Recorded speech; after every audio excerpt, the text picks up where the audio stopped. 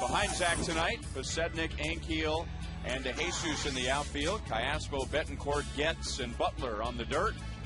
And now Jason Kendall has started the first 5 games for the Royals this year.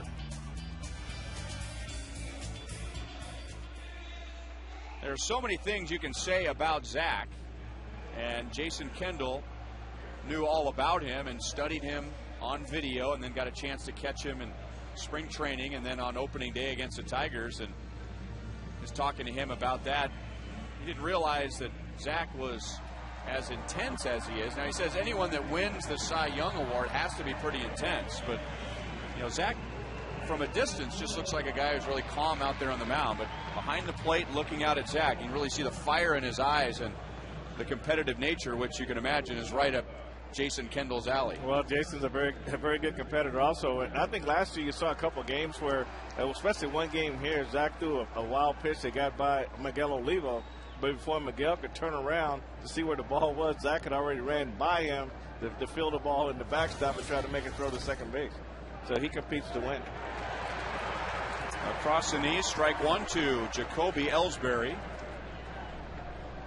You might remember last year, late in the season, one of the knocks on Zach, or at least a perceived knock, was that he did not pitch against the Yankees or the Red Sox. It just turned out that when the Royals were home against New York and then in Boston, it just wasn't Zach's turn. So one of his last starts of the year was against Boston here at Kauffman Stadium, and he threw 6 shutout innings. And then the Royals went to New York on their final road trip, and again Zach missed the Yankees, but that was somewhat of a statement start for him. That's Ellsbury's 3rd hit of the series. 2 hits last night, but the Royals kept him away from home plate.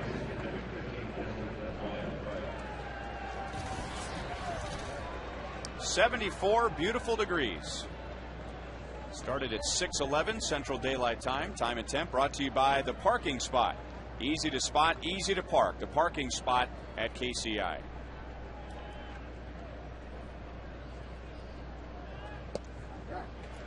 Strike 1 on Dustin Pedroia. Pedroia gave Joakim Soria quite a battle for the final out of the game last night.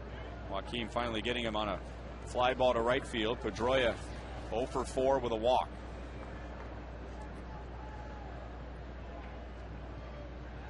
Well, we made the comment on Pedroia last night is when he lets the bat go, it goes. I mean, for a guy his size, you wouldn't think he swung as hard as he does, but when he attacks the ball, he attacks with every fiber of his being. He goes right after it.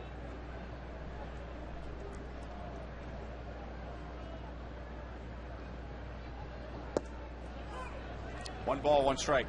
I talked to Dave Magadan, the hitting coach of the Red Sox, about Pedroia prior to the game tonight.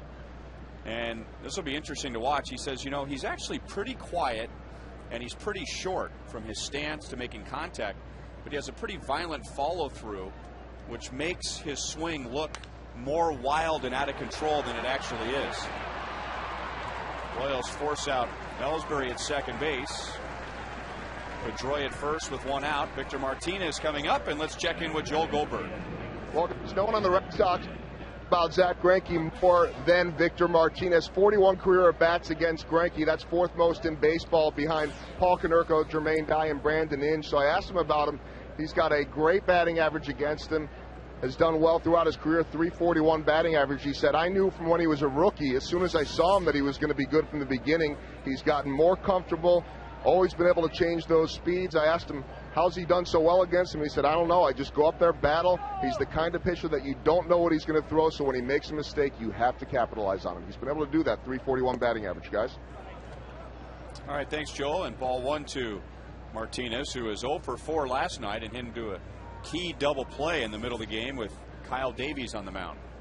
Well, I'll tell you, with Zach, you know, he recognizes who does well against him and who doesn't. So believe me, he's aware of that. So I think he's just one of those guys that he's going to try to figure out a pitch that's going to try to get him a ground ball and try to get a double play and get out of this inning. Yeah, he is one of those guys. He and Billy Butler are very similar in that they just have amazing recall. They can go back to, in Billy's case, an at-bat, Zach's case, a matchup with a hitter 4 years ago in a meaningless at bat, but for them, a light bulb goes off. I've listened to Billy do that a number of times. I said, how do you remember things like that? He says, it's just a matter of just being a hitter. People would look at Billy and say, well, does this guy study hitting, or is he just a natural hitter? But he actually studies hitting. I mean, that's the one area of his game that he can just talk on all day long and be right most of the time.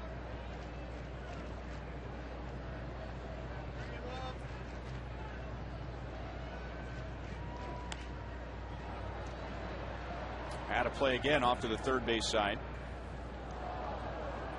The thing with Zach last year, that the guys who were responsible for voting on the Cy Young, I mean, whether he pitched against the Yankees or the Red Sox, it really doesn't matter. You got to go by how dominant he was. I mean, the Yankees and the Red Sox are two very good ball clubs, but the other clubs are pretty good too, with very good hitters. And when he dominated the way he did, I mean, to me, it's like, there's the numbers. The numbers never lie. Those are the numbers. This time Zach gets Martinez. 2 down.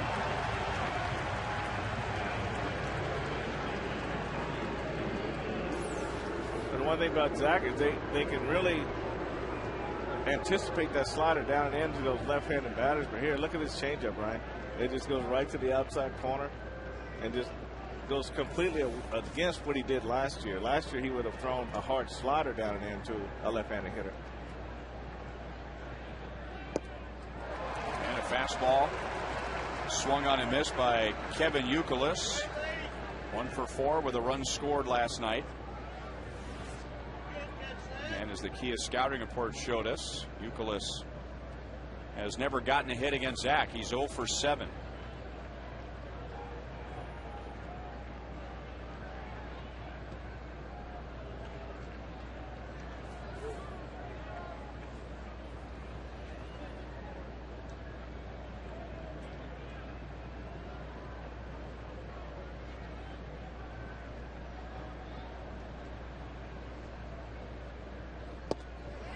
Challenges him again with the fastball, and it's 0-2. When the Royals a few years ago went to the 6-10 starts on Saturday, some of the hitters were complaining that early in the game it was hard to pick up the ball. Pitchers in the shade, but you could see behind center field, that's in the bright sunlight, and there are shadows out there. So it behooves the pitcher to be aggressive early on. Well, I think so. You're right, especially when you're throwing the ball 95 miles an hour. It makes it even better. I remember facing Nolan Ryan this time of day, and it wasn't a picnic. I mean, by the time you pick the ball up, it's already by you.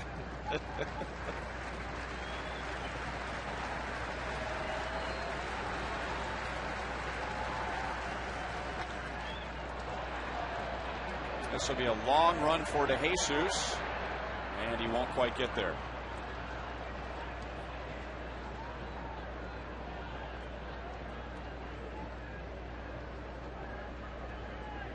David in the first inning last night, picking up his first assist of the year. Jacoby Ellsbury against Kyle Davies tried to stretch a single into a double. David gunned him down by about 3 or 4 steps. We were so used to seeing him do that in left field last year. Going to the line, get to the line quick, making that turn and going that one hop throw back to second base. Kind of a half swing, and Youkilis uses that to get his first ever hit against Greinke. Yeah, that's a half swing right there. That's being totally full, but keep your hands back enough that you can make an adjustment and get the good part of the bat on the ball and get it up through the middle. I mean, he didn't get a full follow through. He just, as soon as he made contact, he quit his swing right there, and just watch where he stops at that. There's contact, and it's like almost like a check swing, but he hit the ball. Totally full on this pitch. Almost like an old-fashioned game of pepper, just trying to guide it up the middle. So 2 on, 2 out. And now J.D. Drew, who hit that long home run to center field against Kyle Davies in the 4th inning, that cleared all 3 walls in straightaway center field. His first home run of the year. He also struck out twice last night.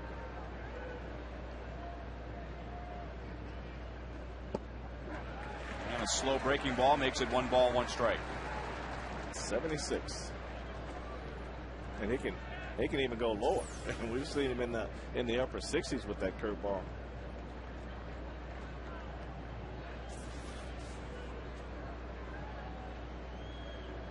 J.D. Drew is 3 out of 8 against Greinke. Shallow right field. DeJesus is there. And the Red Sox strand 2 in the first.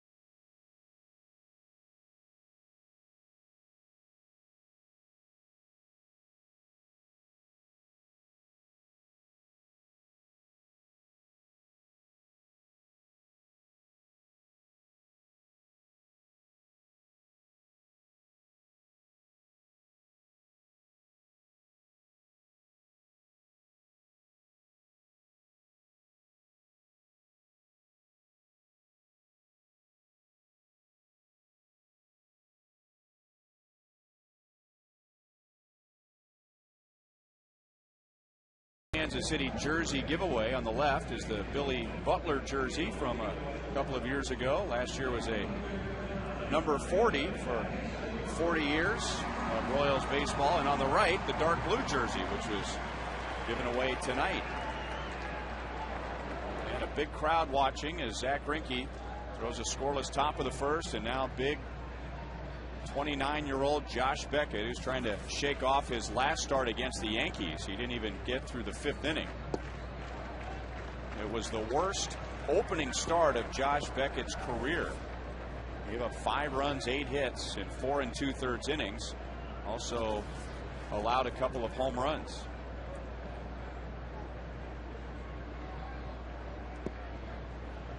Now, we said that Beckett and Greinke are somewhat similar.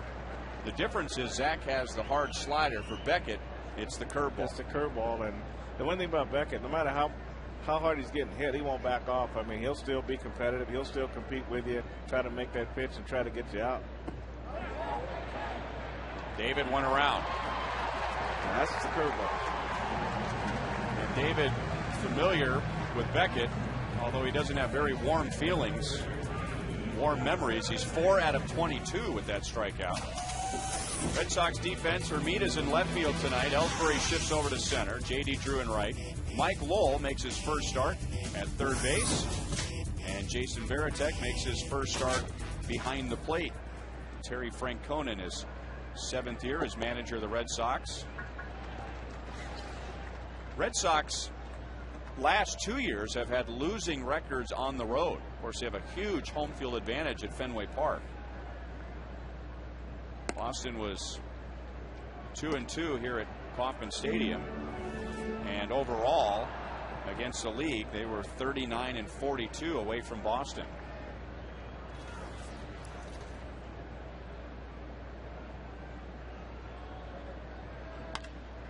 Line to left. Now that's an out, but Posednik has done very well against Josh Beckett, so out, but another good swing, and there are 2 down. We've been talking all week about the new additions to the Royals, and look at the contributions from the 4 guys. Well, you can't be any happier about that than the Royals are right now, Ryan. You get guys coming in as free agents and trades, and they get off to the start that these guys got off to. You got to feel good about that. Now, you hope they keep going to where they're going, and the guys over here last year, they pick it up and go from there. And I think that'll really help that offense out a lot. Alberto Callaspo 1 for 3 with a walk last night.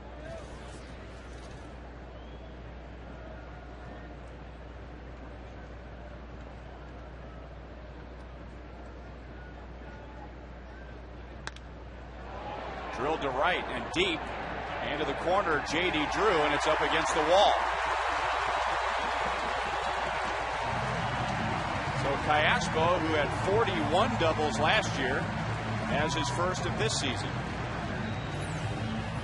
Every time he's had a ball inside, Ryan, his hands are really they just automatically quick in there. And you can see how quick he goes through this ball. See it, that top hand, see how it palms up when he goes through.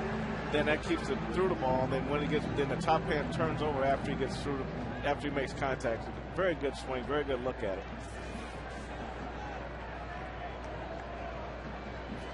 So from the 41 double man to the 51 double man. Billy without his first double this year. 1 for 4 with his first home run last night, going back to back with Rick Ankiel in the 6th inning.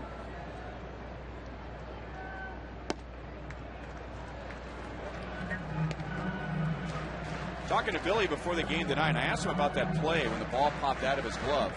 And he said, before I even told him what we talked about, that he did lose the ball briefly, and the signage behind the Red Sox bullpen, and saying that it's different than it was last year, that there's a lot of white in that sign, and just for a split second lost the ball, so he wasn't able to secure the throw from Unievsky Betancourt. Well, that ball came within a couple of inches of hitting him right on the wrist, you know, so that could have been even more devastating for Billy had it missed his glove entirely. But he was just fortunate he was able to stop that ball if he didn't see it.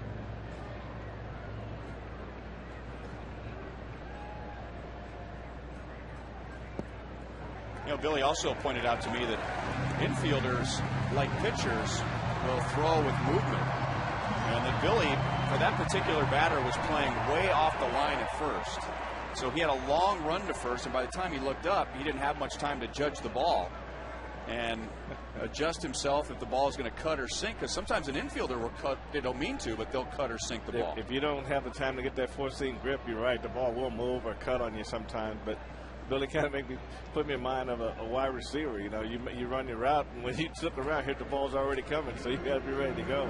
But it's all about how quick you can get your feet set up when you get over there, and you hope the throw is high enough that you can make any adjustments you need to make on the throw. Yeah, I've thrown some cutters over there. You know, double plays, you don't have a chance to get the four-seam grip. You got to throw it from wherever you catch it, and however that first grip is, that's it, and you just have to let it go.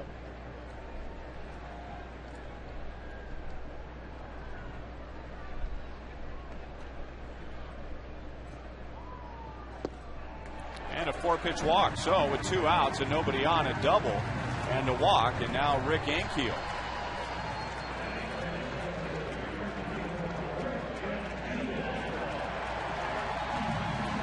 Ankiel with his first Major League 4-hit game last night.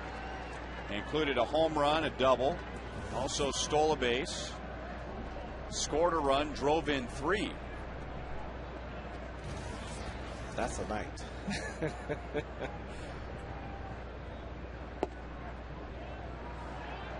Fastball with some good life to it. It's 0-1. Ankiel playing all of his games in the National League prior to this year, so he is facing Beckett for the first time.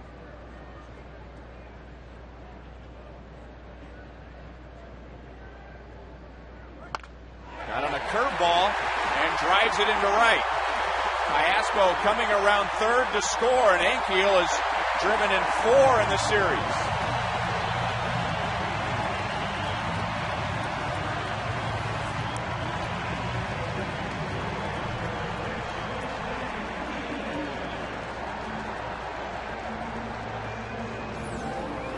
This curveball stays up high right here, and he just really got down through this ball really well. He didn't try to lift it. You see the back comes right off the shoulder, right down through the pitch, hit right on the ball. Like you say, sometimes you can see the ball hit the bat, and I believe he did on that pitch right there.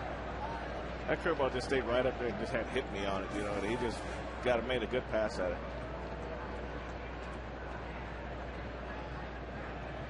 And now to Jose Guillen, 0 for 4 last night. One of his outs was quite controversial.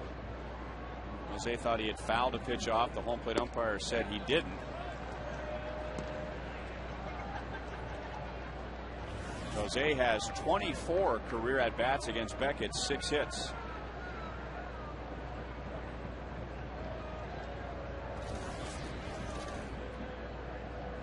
After 2 are out, a double, a walk, and an RBI single. And talking about Beckett's hanging curveball, that's something that Trey Hillman talked about yesterday, that if you're going to get Beckett, you better get him early, because when he gets the feel for that curveball and he gets the feel for the mound and his fastball, it could be a long night. Well, I thought he had the feel for it when he struck David out with that curveball. And this one here, he tried to snap it, but it just kind of stayed up there. And for a guy like Rick Ankiel, that's a good pitch to hit. 1 ball, 2 strikes.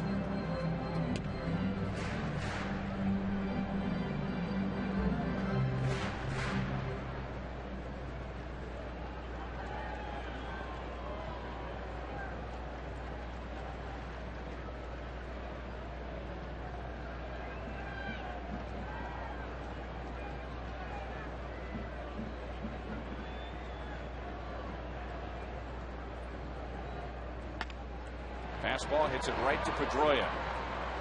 So the Royals get 1 after the inning began with 2 out and nobody on base.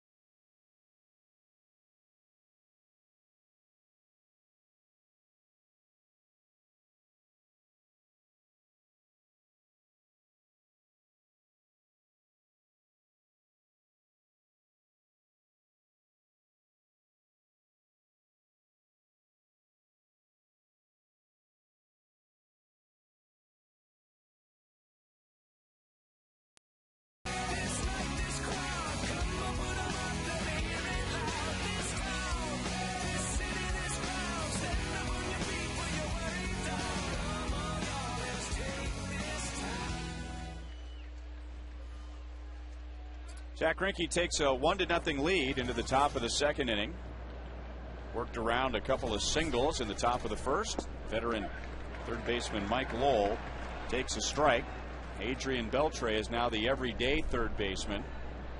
Lowell, a former Gold Glove 3rd baseman, and was the World Series MVP when the Red Sox won it in 2007.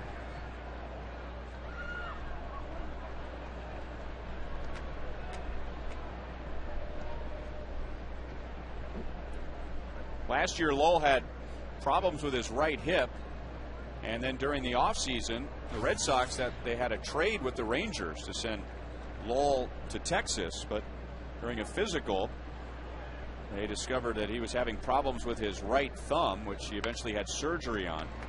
So he's coming back from that, and he's out on a ground ball to Chris Getz, 1 away.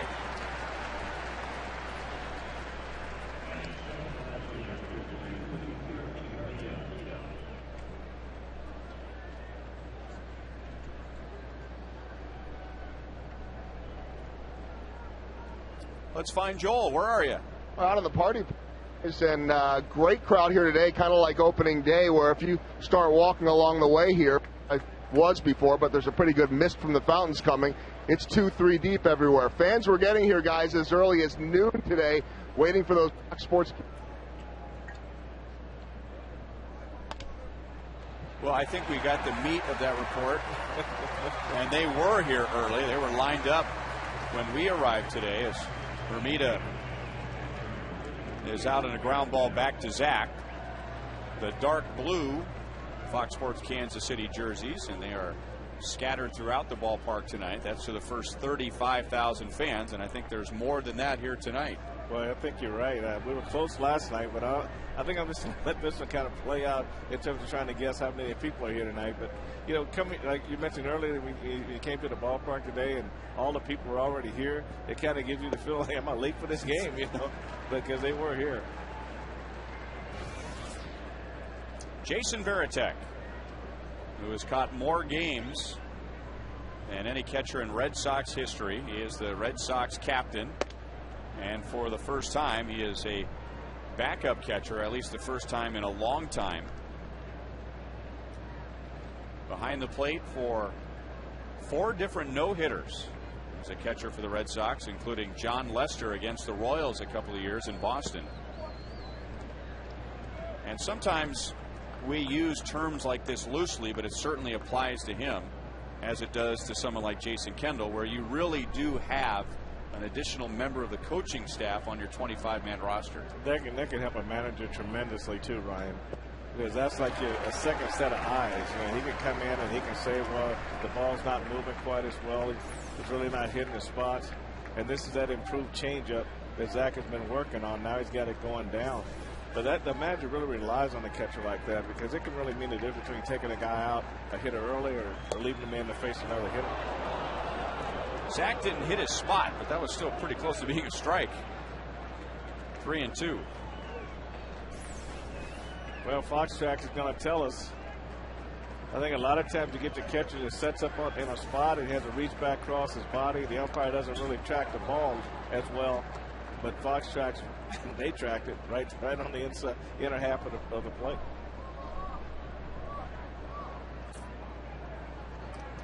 Gary Darling, the crew chief, is the home plate umpire.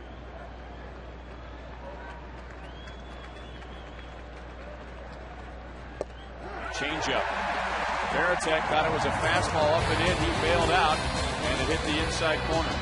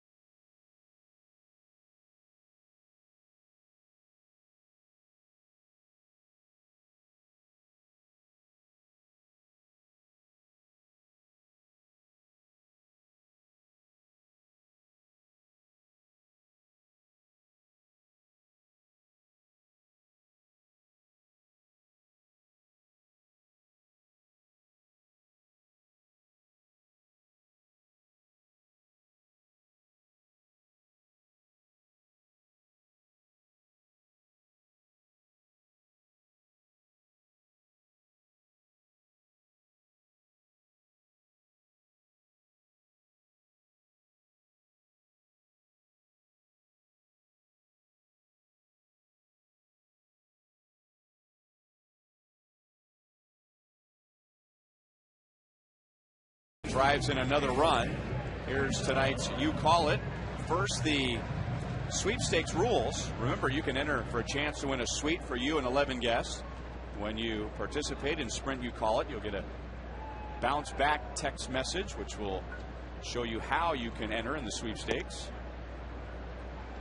9 opportunities this year to win a suite, or you can go to sprint.com/sponsorships/sports. Jason Kendall has hit safely in the first 4 games, batting at .333. 1 for 3 with a double last night.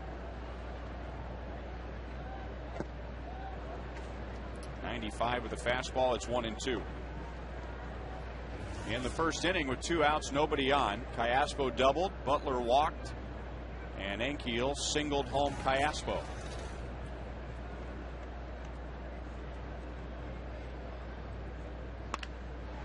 Hit hard, but right to Scudero, 1 away. So, on the topic of sprint, you call it, let's look at some of the plays of the week. There was Unievsky Betancourt's home run on opening day, Alberto Cayaspo's home run on Wednesday, Ankiel's double, which led to Bloomquist coming around to score, or Rick Ankiel's first Major League 4-hit game last night, which included the game winner, a 2-run single in the bottom of the 8th.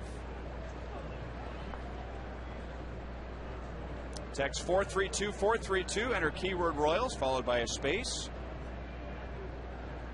A for Betancourt, who bats now, hit that home run off of Verlander.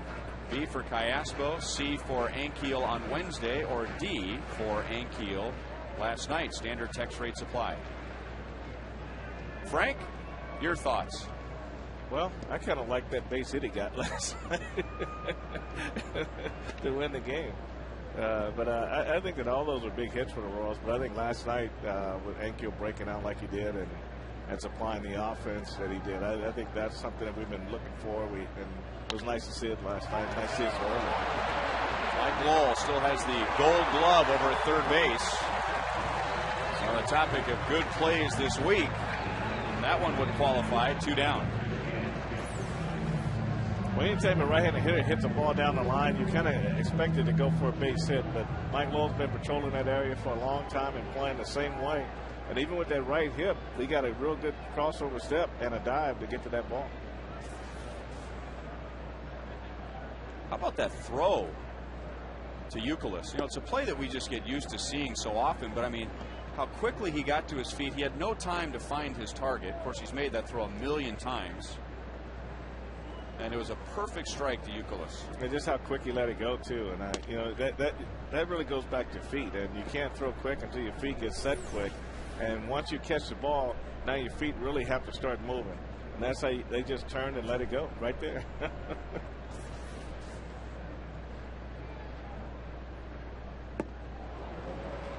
1-2 to Chris Getz, 0 for 3 last night.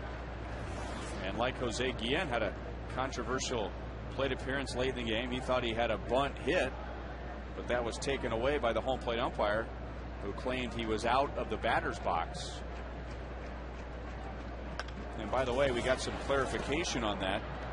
You know, we wondered, was it his foot that was too close to home plate going out of the batter's box that way? No, it was going out of the front of the batter's box, which clearly his foot was not out of the box. You'd almost have to be saying that his foot is on the ground outside the batter's box when he bunts the ball for that to happen. Beckett strikes out his second.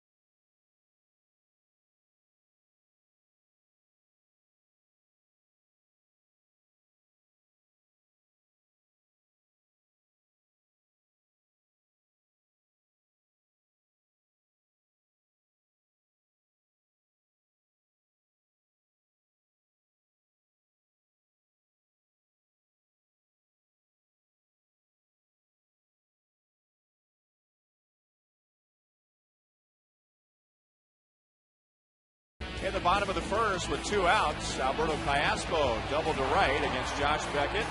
Billy Butler walked, and then Rick Ankiel drives in his 4th run of the series, getting Callaspo to the plate.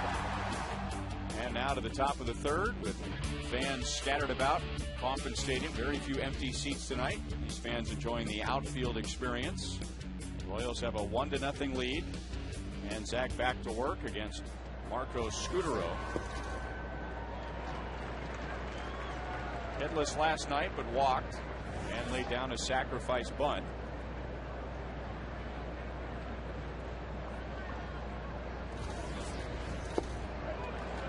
No balls, 2 strikes. Red Sox with a couple of singles in the first inning. And now Zach has retired the last 4. No walks, 2 strikeouts.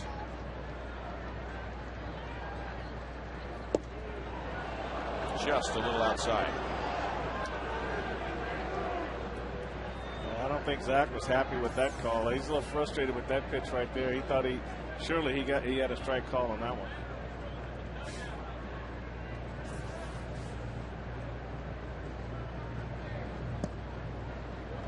Two balls, 2 strikes. Well, so far, Fox Tracks and Gary Darling are not on the same page. You know, normally when you get a matchup like this, the umpires are calling a lot of strikes in a game like this, and it's not as tight as this right now. That's about as much frustration as you will ever see from Zach Greinke on the mound. Just a slight turn of the head after not getting the call.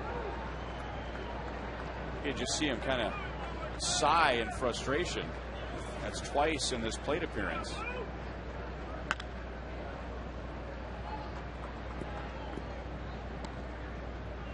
Well, this is where Zach has got to keep throwing strikes. He's got to keep his composure and just keep pumping it in there. If he's not going to give you that one, just move it over just a little bit more. Just find out where he is calling strikes and try to stay in that zone.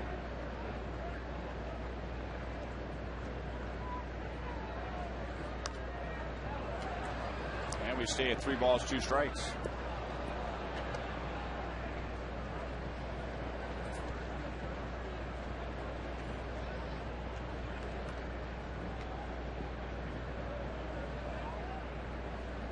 With Zach's 2 scoreless innings, Royals starters now this year, 27 2/3 innings, only 5 earned runs.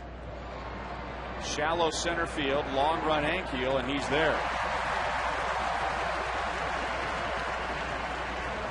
That leads us into tonight's league leaders, brought to you by your Kansas City area Toyota dealers. So it is very early, but starting pitching is the name of the game, and right now the Royals starters have the lowest ERA, the most quality starts, the fewest walks allowed, and tied for second with the fewest home runs allowed. Home runs were not a problem for the Royals last year as a staff. They allowed the second fewest in the major leagues, but that group right there, in addition to Zach and Gilmesh tomorrow, Hochevar, Davies, and Bannister left to right, off to a very good start.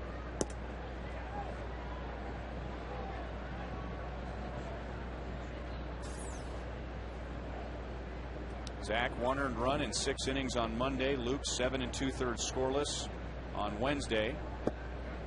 Brian Bannister on Thursday, 1 earned run, 6 innings. Kyle Davies 3 earned runs in 6 innings. Pretty good first turn through the rotation.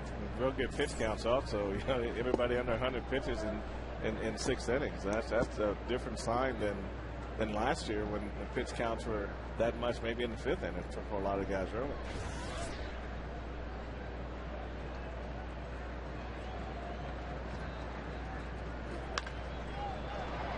Again to center field. This time Ankiel is back. 2 down.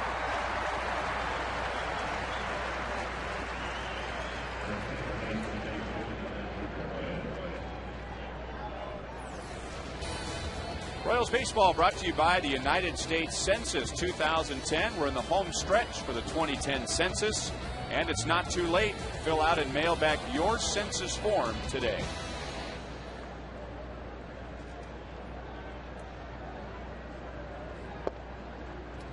Change up to Dustin Pedroia, reached on a fielder's choice in the first inning.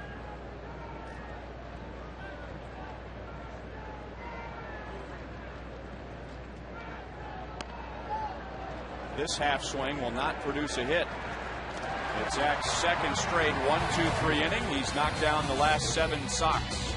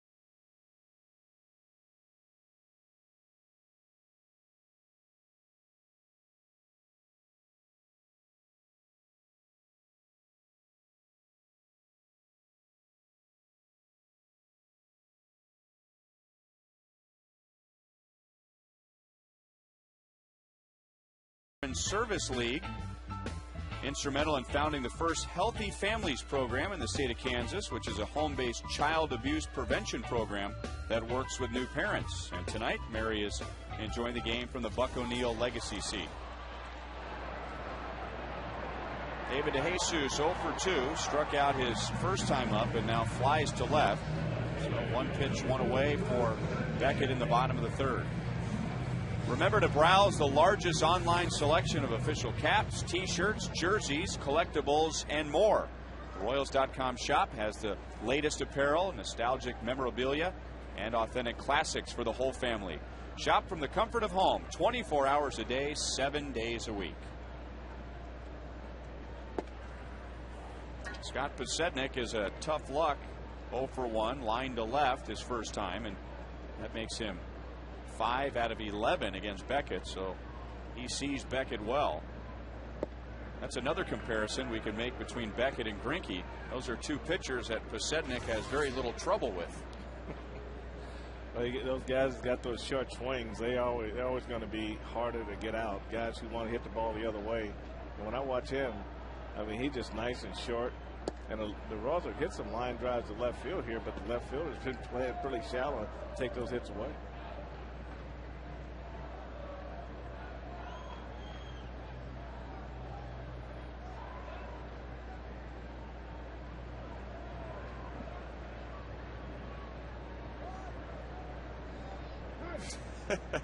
Poor Jason Varitek trying to figure out what Beckett wants to throw. He was shaking off everything. Varitek. That's a puzzled look. Yeah, how many pitches do you have, man?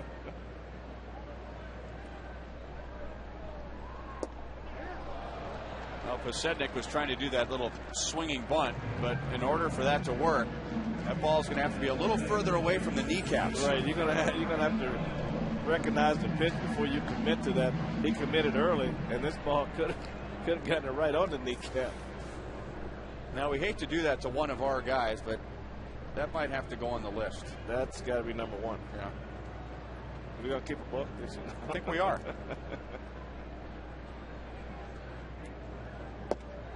I think if we did it, they would probably laugh at us.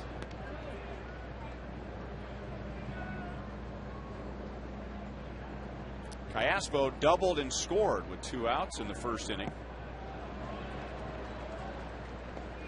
Alberto's first double of the year after 41 last year. Don't really try that that bunt, I'm not sure whether it's half swing, half bunt. I'm not sure, but to do it with 2 strikes, you got to be pretty confident you can at least put the ball in play. Asheville's got a couple of favorable calls from the home plate umpire against Beckett. It's 2-1. It has been a hitter's strike zone so far tonight.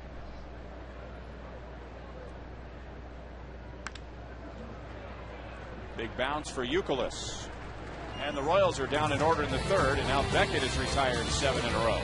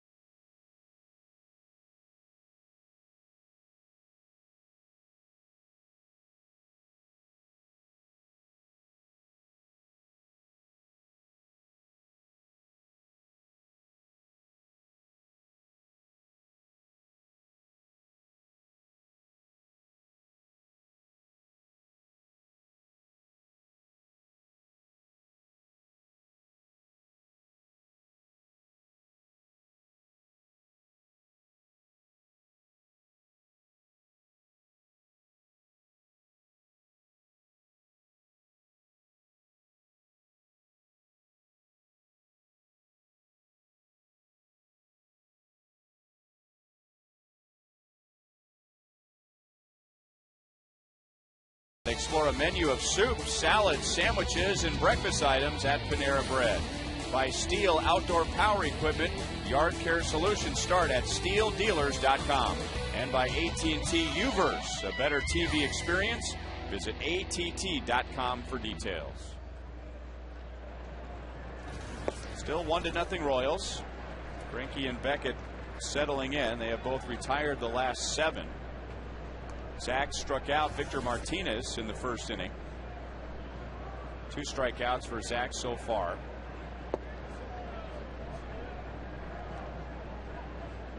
We were talking about Martinez last night in his odd catching setup, and I asked him before the game, was he doing that to try and protect himself?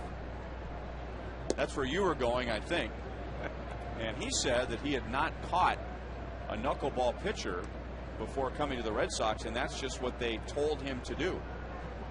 That's just the way you catch a knuckleball pitcher.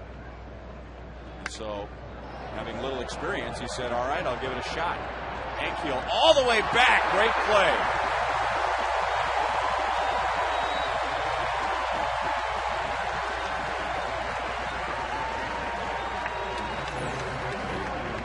One thing you notice right away, he got a great jump, a good turn, and just kept going and really didn't let the wall affect. And when he hit that warning track, it didn't let it affect how hard he's going to hit that wall. And he just kept his eyes trained right on the ball. Never takes his eye off the ball. Then once he feels the ball, now he's feeling for the wall. That's an outstanding play by Rick. Now 1-0 on Kevin Youkilis, who had a half-swing single in the 1st inning. 1 ball, 1 strike.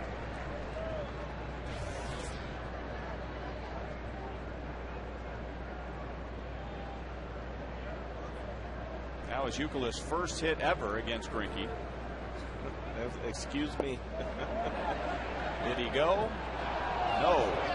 Bill Hahn, the umpire at first base. Let's check in with Joel Goldberg. Well, guys, since 2003, the Red Sox have the highest on-base percentage in the American League, tied with the Yankees at .357. Youkilis during that stretch, .391. He said it's something that he's been good at really since his college days, and he said that it's not necessarily something that you're born with an instinct. You can work with guys on it, but there's certain guys that just don't have the mentality to do it. It's something that he constantly is working on. He said you can never know enough, never stop learning in this game, and he said that it's something that is stressed in the minor leagues with the Red Sox. Guys, back to you. Well, and in the Red Sox system, and especially lately, they've been so loaded at the major league level that they can take a little more time in the minor leagues with players to stress those things and make sure they've got it before they call them up to the big leagues. And it makes it so much easier for the coaching staff when they get to the major leagues and they know these things already. They don't have to bring them in the office and say you need to be more patient and things like that. It just eliminates a lot of meetings. Of course, the problem that Euclid said for those young guys is that because they're so loaded at the major league level, it's tough for any of those guys to actually break in. They usually break in somewhere else after a trade. But wherever they break in ready. There's a soft liner into left center, so that snaps the string. And Zach had retired 9 in a row. J.D. Drew is 1 for 2.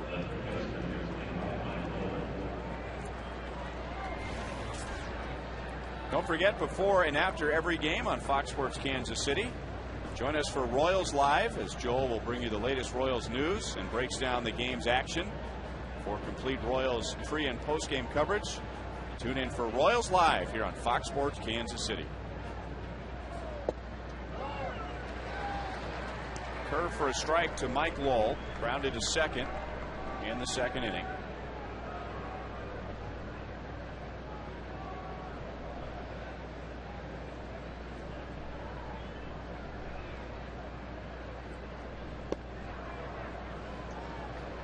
One ball, one strike. Lowell making a fine defensive play in the bottom of the second inning on a well hit ball from Yuniesky Betancourt, diving over near the line.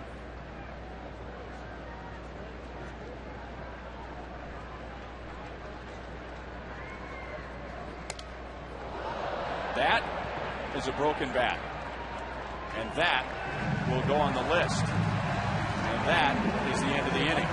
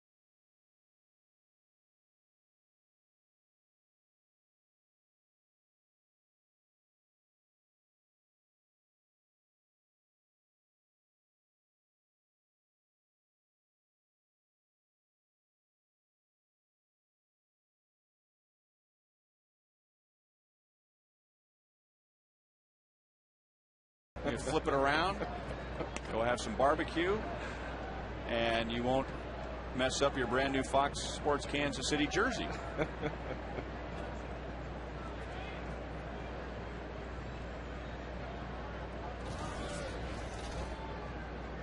6 straight pitches out of the strike zone from Josh Beckett to Billy Butler. Walked him on 4 pitches in the first, right before Rick Ankiel singled in Alberto Callaspo.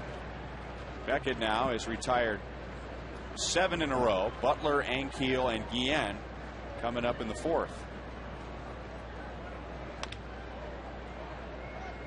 Beckett much sharper tonight than he was against the Yankees back on Sunday.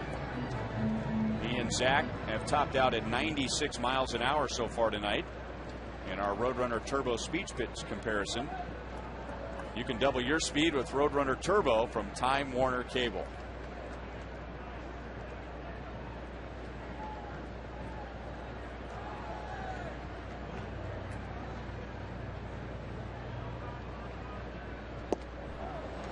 One big difference between Zach and Beckett. Last year, Zach got off to that great start. Remember, he was 5-0, the only Royals pitcher ever to have 5 wins in the month of April.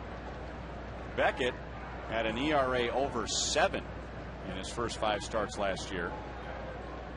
So in some ways, he kind of pitches like his motion, very slow and easy, kind of like a slow moving train. And once it builds up steam, man, look out. Lowell, dealing with a tricky hop, throws out Butler for the first out. Wow, he had quick hands on that ball. I mean, that ball got in between.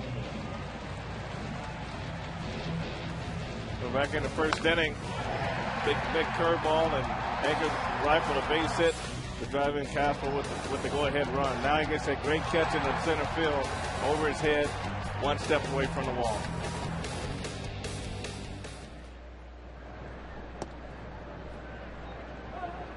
So 4 RBIs in the first 2 games of the series, and hitting at .412, 7 out of 17.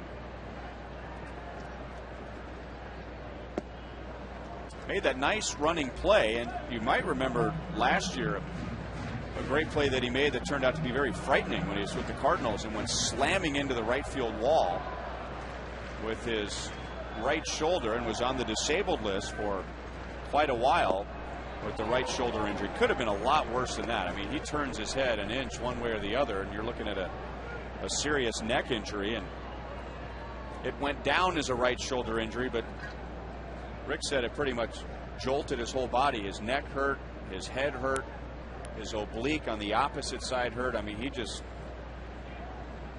pulled and bruised his entire body with that great pitch. Another good swing, and Drew has it go off of his glove. Ankiel thinking about 3. He's going to hold with a 1-out double if it scored a double. Either way, runner at second, 1 out. That's what makes it even more special, that play he made, right? A lot of times when you run into a wall and hurt yourself pretty bad, you kind of shy away, but he didn't shy away at all. I mean, this is just a totally rocket off his bat right here, and Drew had no chance to catch this ball unless he lays out and gets in the center of his glove. It just went right off the end of the glove and continued on to the wall. Now, this is the second time Ankiel's hit a ball to deep right center field against the wall, and it looks like he wants to go to third, but when he gets to second base, he always seems to have some indecision that makes him just stay at second base. And part of it is he continues to watch the ball and never watch the third base coach.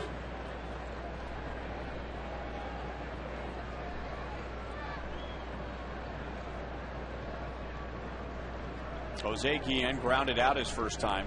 You know, there's an interesting point to that, Frank, and that, you know, Rick Ankiel has really not spent a lot of time in his life running the bases, doing things like that. Now, when he was with the Cardinals, he would take batting practice every day because the pitchers hit in the National League, and he would shag in the outfield. So he's got the basics down. He's a good hitter. He's got a strong arm. He's a good fielder. But there are a lot of the intricacies of the game that he missed out on because he has spent a lot more of his professional career on the mound than he has as a position player. Well, that's true, and base running really is the last thing that comes to players, because base running, you can talk about base running and what you should do and shouldn't do, but that's probably one of the true things in this game where instincts play a huge part. You got to read the ball off the bat. You got to see distance and which way fielders are going and try to capitalize. Ankiel goes halfway as Guillen flies to center. 2 down. So Ankiel now 6 for 6 in this series. And in sprints, you call it. We asked you about the play of the week. Betancourt's home run on opening day. Cayasco's home run in the 11th on Wednesday. Ankiel's double which led to the winning run scoring.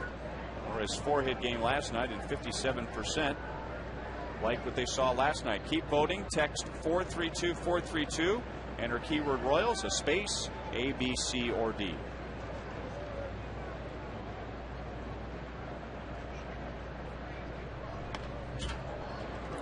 Jason Kendall grounded to short in the second inning.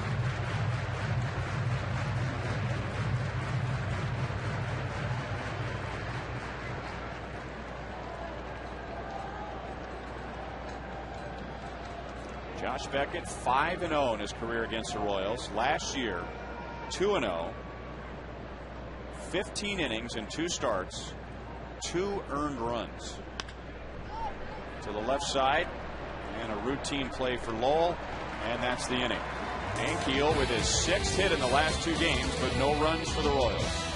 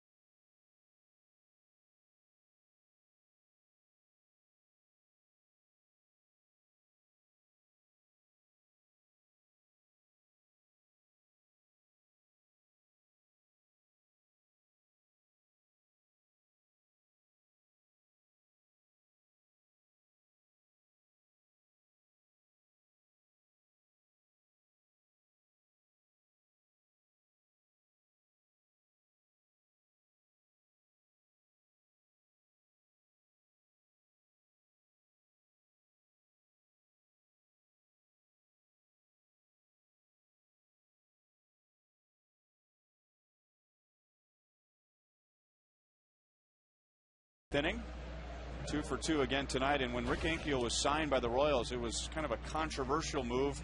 More people, I think, criticized it than praised it, and we'll have to wait till the end of the season to know if it was a good move for the Royals. But at least now, so far, so good. Well, I think you have to like what he's doing. I mean, you go back a year earlier, and where he had the 25 home runs and hit 260 for the Cardinals. Then I think that's what the Royals are looking for, that type of player. And then that, with his athletic ability, they see no reason why he can't at least repeat that. But right now it's been Zach Greinke and Rick Ankiel's show so far tonight.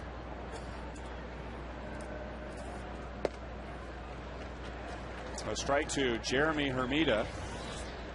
Grounded back to Zach in the second inning.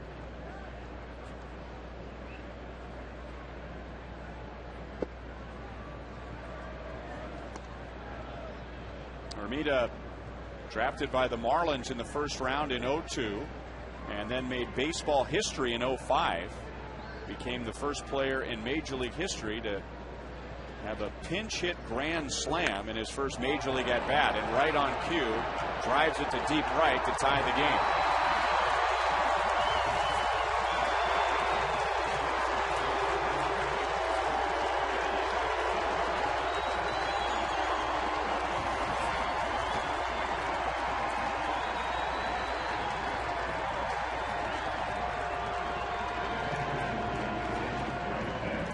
With 13 home runs last year for the Marlins. Well, this is a big hanging curveball here, and it just stays up out of the plate. What they call kind of a backup curve, because it didn't come down. It just sort of got it out over the plate, just kind of floated there, and Jeremy Hermida just basically hit it. Ooh, he crushed it. I mean, that ball got out in a hurry. Back to back, De Jesus to the track, and it's in the bullpen. Jason Varitek with his second career home run against Greinke, and now Boston leads by 1.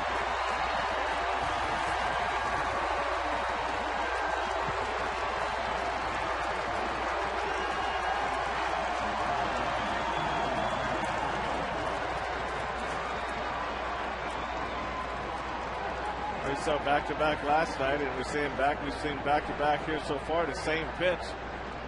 And for me to hit, you just think curveball just not coming for Zach. I mean, I see why he went back to it. It's kind of a lot of pitchers, when they get a pitch hit out of the ballpark, they go right back to the same pitch for the next hitter. But both curveballs did the same thing. They stayed up out over the plate to left-handed hitters, and both hitters jumped on it.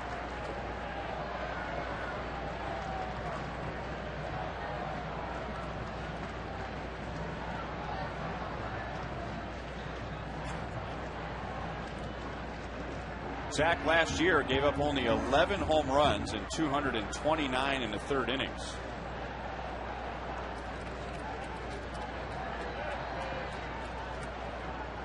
You got Marco Scutaro on a fly out to center in the third.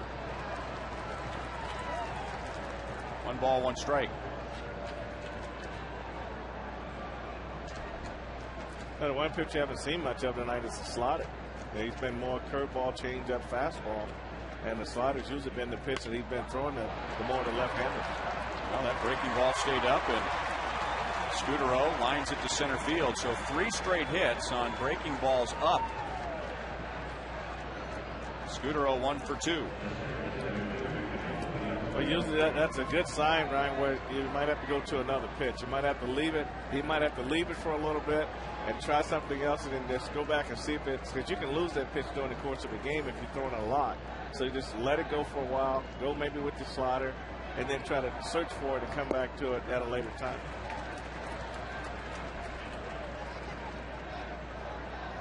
Zach had retired 10 of 11 before the back-to-back home runs and the single.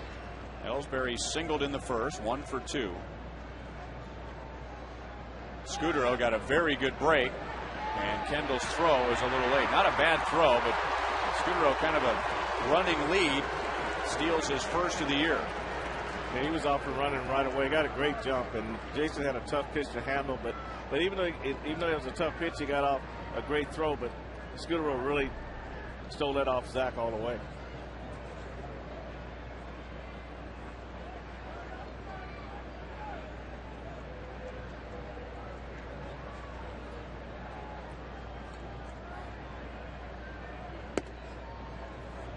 Two and 1 to Ellsbury.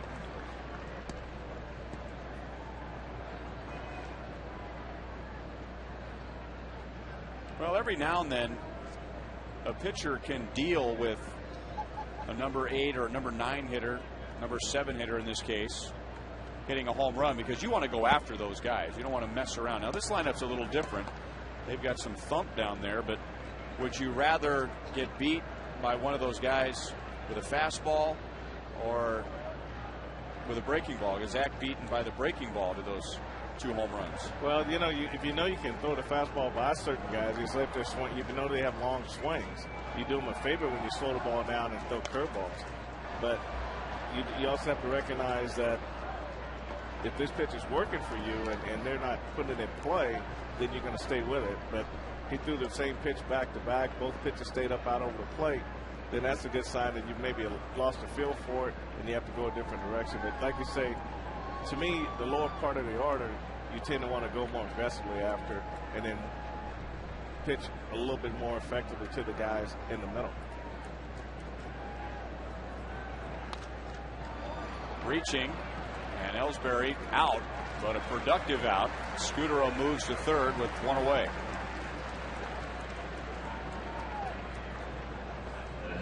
So he'll get plenty of handshakes and pats on the back for getting Scutaro over to third base.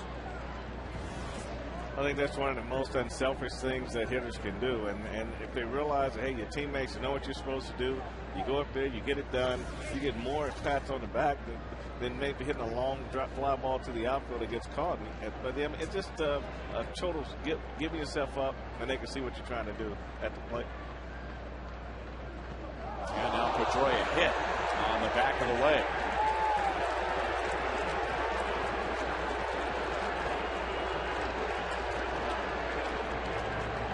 For 2 in his first 2 trips. He's not the biggest guy in the game, but he's one of the toughest.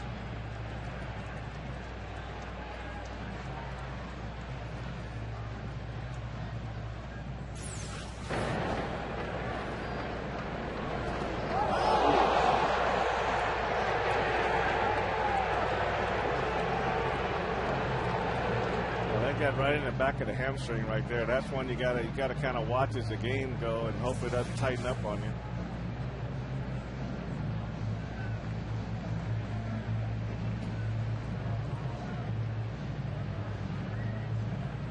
In the first 4 innings, the Red Sox with 3 hits, all singles. And now in the 5th, and by the way, Zach without a walk, so no free bases, but now in the 5th, 2 home runs, a single, a stolen base, and a hit batter. And now he deals with Victor Martinez, 0 for 2, but Martinez just missed an extra base hit in the 4th inning when Ankiel ran to the wall to get it. And Joel telling us early in the game tonight that Martinez hits very well against Greinke, over 340 coming into the game. And Zach starts him off with a changeup.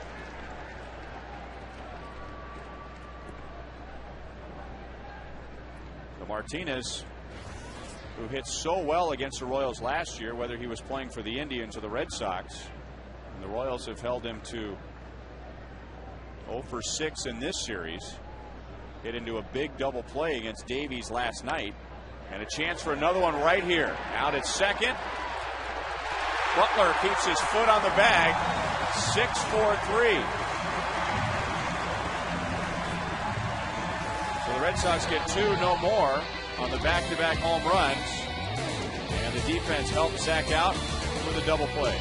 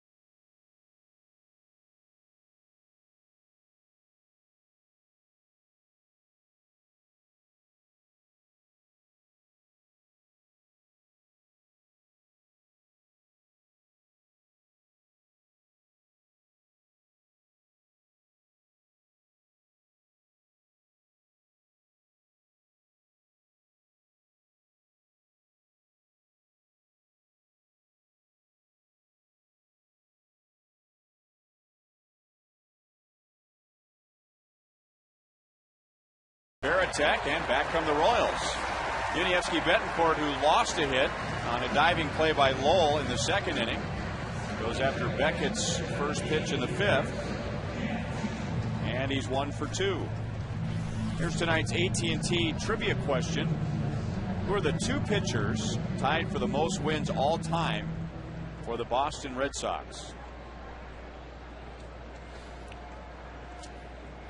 2 huge names.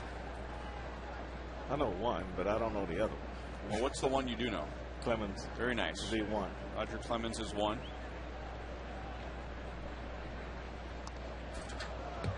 Getz trying to stay in the batter's box like he did last night, but anyway, and trying to bunt.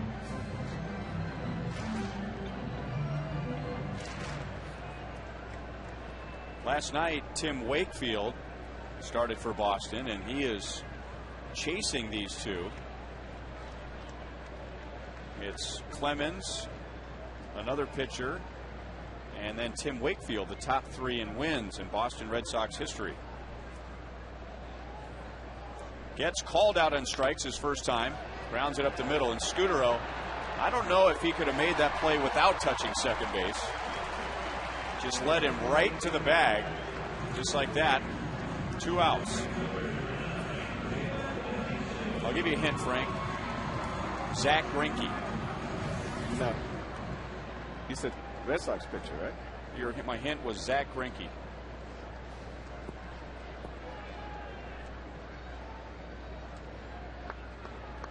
Cy Young. Oh. He won the Cy Young Award.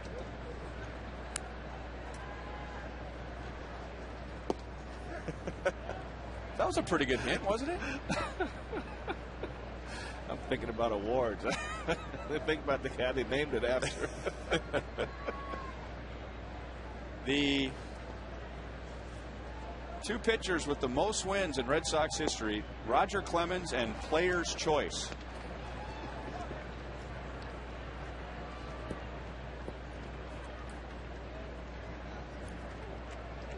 DeJesus has struck out, fly to left.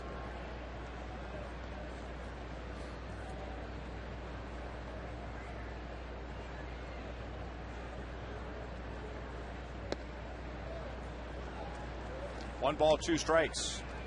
David now 4 out of 23 in his career against Beckett. Royals getting their run in the bottom of the first. Ankiel driving in Callaspo. Red Sox getting back-to-back solo home runs in the 5th. Look out, Eddie Rodriguez. Fancy footwork down there to avoid that smash from DeJesus.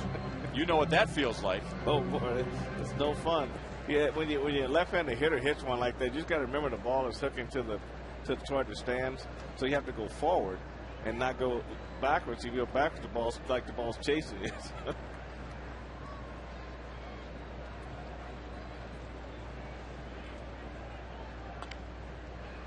Pulls the curve to Youkilis.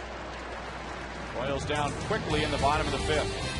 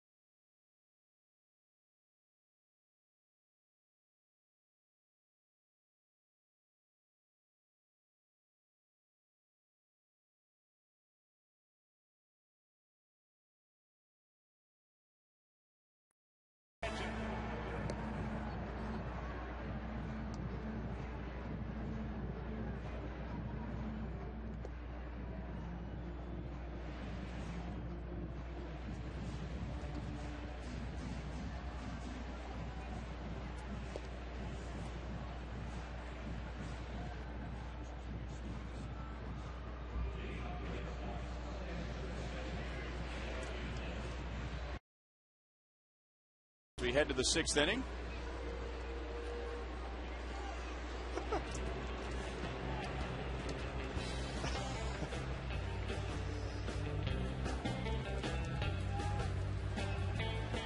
We'll get to the bobblehead in just a moment here.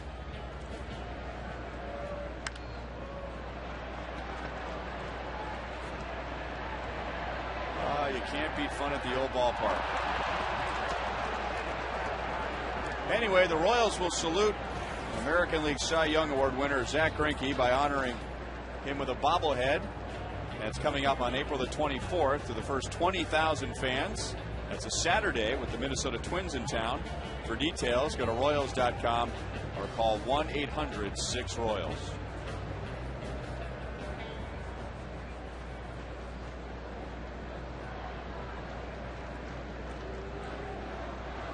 Youkilis 1 for 2, singled in the first inning, and pulls it to Betancourt.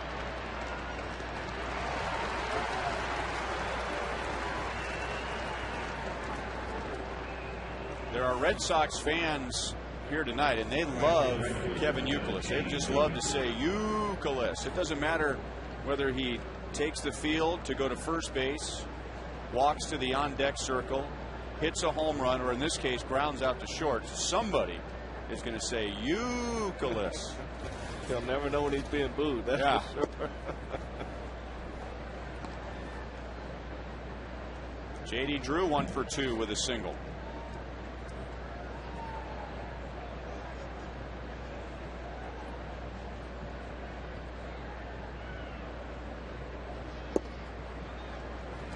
One ball, one strike. Zach had retired 9 of 10 through the 4th inning. But left a curveball up to Jeremy Hermida, who homered to right. And his next pitch was a curveball up to Jason Varitek, who homered to right. Just like that, the Red Sox jumping in front 2-1.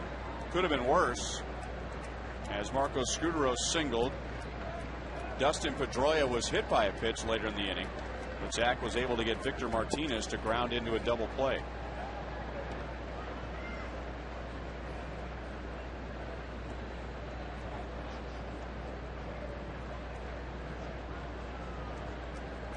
No walks, 3 strikeouts for Zach, and a hit batter. 3-2. Zach's changeup's got a lot of different speeds to it. I've seen anywhere from 83 all the way up to 86, 87. Got him with a slider. So 4 strikeouts. That's it. That's the pitch we've been waiting on right there with the left-handed hitter.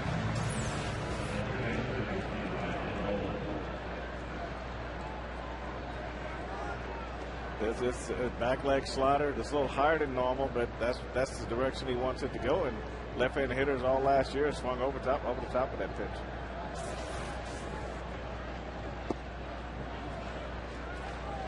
Now ball 1 on Mike Lowell, who is 0 for 2. Zach jammed him badly in the 4th inning.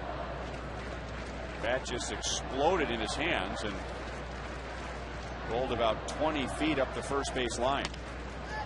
Lowell not going to let that happen again. He's way out in front and hooks it foul.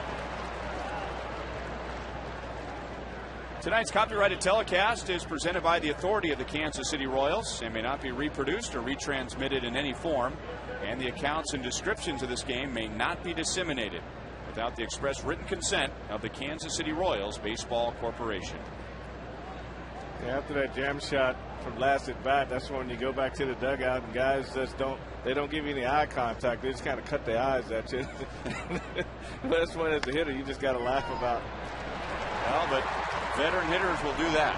Come back the next time and end up with a base hit. So the embarrassing shattered bat means nothing now. Lowell 1 for 3. That's the one they'll take the tape out of the trainer's room and tape the 2 pieces together and hang them in your locker if they win. That'll be the first thing you see when you come out of the dugout. Well, with that bat, they're going to have to find more than 2 pieces.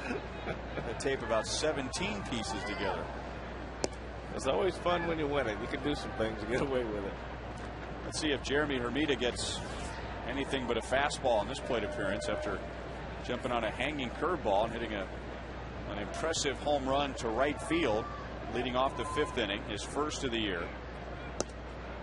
Back-to-back fastballs, both missing up and away. 91 pitches for Zach. He had 96 on Monday against the Tigers, and that was through 6 innings.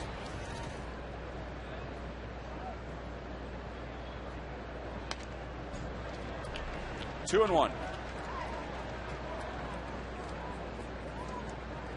Last night was a Fireworks Friday, one of many great promotions at Kauffman Stadium again this year. That's presented by Hy-Vee and Pepsi. Also Buck Nights this year, T-shirt Tuesdays. How about free hot dog night? Much more.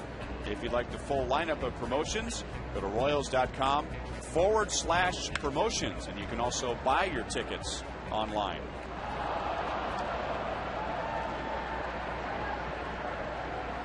Zach's thrown fastball after fastball in this at bat. He hasn't given in at all. The one pitch that you might look for now would be that slider down and in.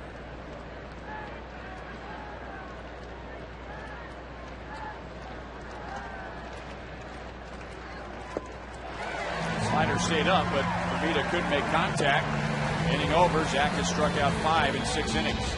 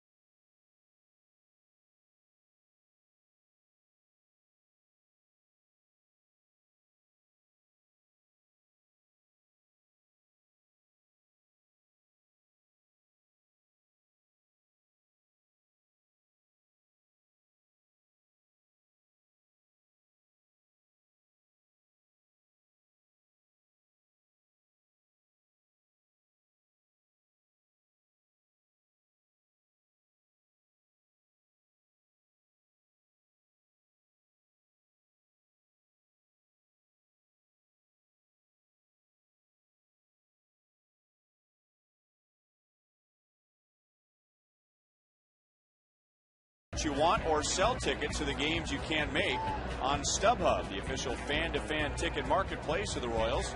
You'll find great seats and great service on StubHub all season. So go to StubHub.com and select your seats today.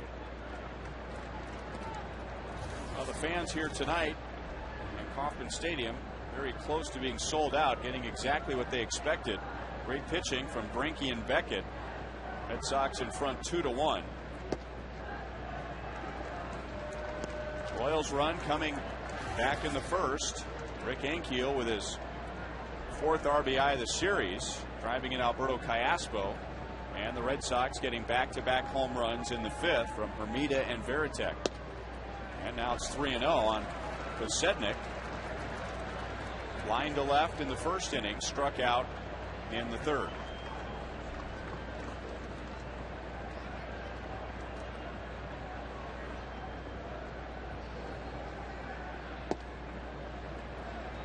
Three and 1.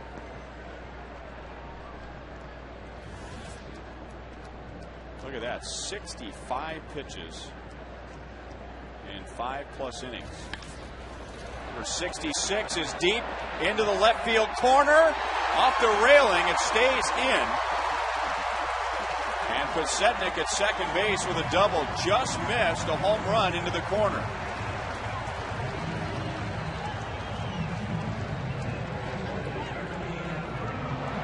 That's something you don't really expect to see from Scott, is that kind of power the opposite way. But, you know, sitting 3-1, got a fastball out over the plate. He stayed with it and just didn't have a fist as high as we do in Kansas City. He'd been trotting on that.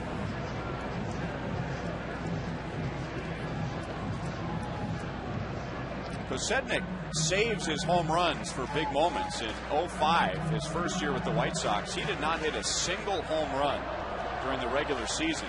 But he hit one in the first round of the playoffs, and then he hit a walk-off home run in Game 2 of the World Series against the Astros. Those are the only 2 home runs he hit all year. White Sox went on to win the World Series. Callaspo trying to get him over. Alberto has doubled into the right field corner and scored and grounded to first. So both balls he's hit today, he's pulled to the right side. Well, that's what he needs to do right now, is just find a get a pitch he can pull. He doesn't bunt very well and doesn't bunt very often. So he's got to do 2 things: get a ball up, he can drive to the outfield, or look for something in that he can pull on the ground to first base and second base.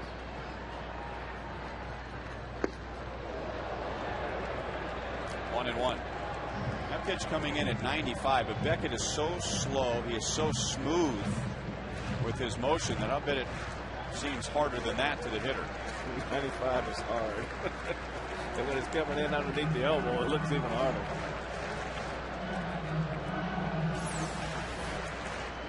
It's just good. I mean, you don't have very long to make your mind on what you want to do at 95 miles an hour. He's about as confident as it comes as far as demeanor on the mound. I mean, he has just never seemed shaken up.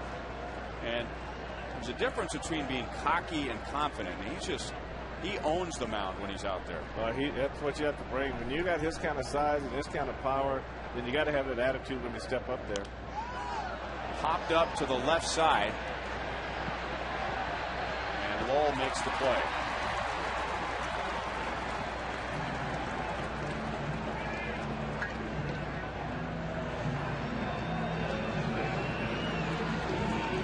Sednick still standing at second base with one out. Billy Butler coming up. Hit his first home run of the season last night. But Billy gets the pitch that he likes is this knuckleball that comes down into his swing, and he just stayed right with it and drove this ball deep into the bullpen over the State Farm side and almost to the Hall of Fame.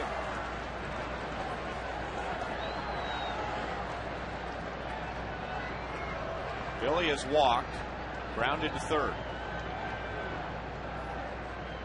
2 out of 12 in his career against Beckett.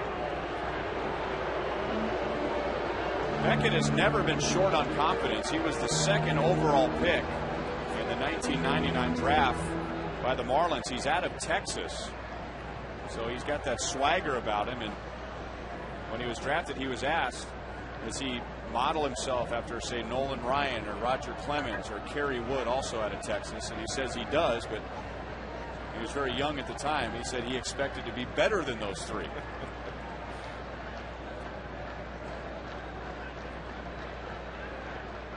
He has won over 100 games in his career, and he was rewarded with a 4-year contract extension right before the first pitch. And in the last 2 years, these are the ace signings, if you will. Justin Verlander got $80 million. Felix Hernandez $78. That was during the offseason. And then Josh Beckett $68 million. And that was right before opening day. Now, how good does Zach Greinke's contract look now? He was signed before the 2009 season. Just think if the Royals signed him to a 1-year deal last year. He goes out and wins the Cy Young. How expensive would he be now if they hadn't locked him up? You almost hate to speculate. He'd have been a tough sign for the Royals. But, you know, it's one of those guys that, you know, you have to sign because he's a guy that can get you where you need to go. I was talking to a member of the Royals front office before the game tonight and discussing those contract terms. And the Royals feel like they have saved anywhere from $12 to $18 million by signing Zach before 2009 as opposed to before this year.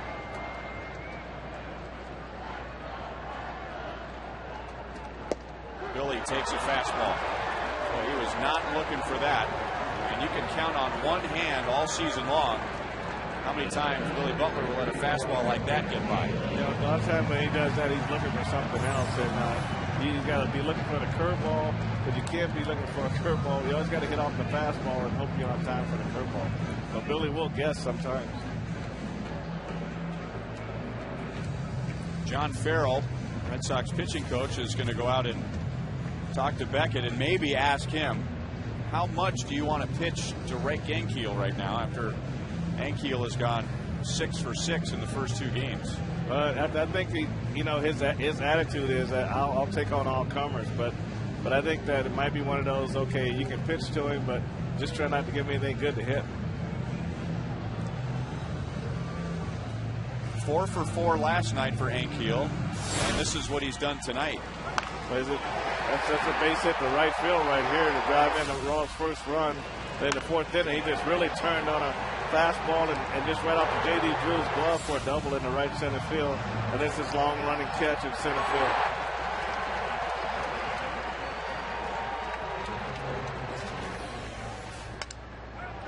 jammed him, so he went after him. And Beckett makes the play.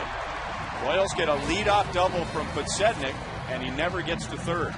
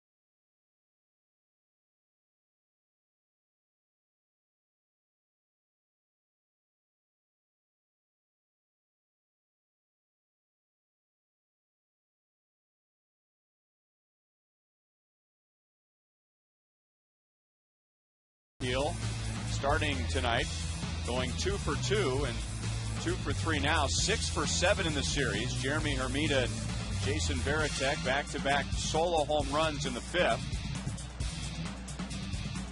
Both pitchers have gone 6 innings. Beckett at 73 pitches, Zach at 94.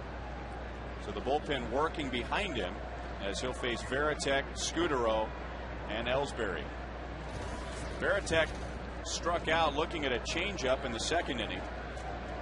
And then in the 5th inning, first pitch curveball that was up, homered into the Royals bullpen. And Zach going after Varitek like he did Hermida next time around, just coming at him with fastballs. Well, I think he really was liking his curveball because it was working for him. And he made that one bad pitch to Hermida, and he figured, okay, that was just one bad pitch. So he tried to go back and find it again and left it in the same zone and got the same results. And he says, okay, now I got to go back to being a little bit more aggressive.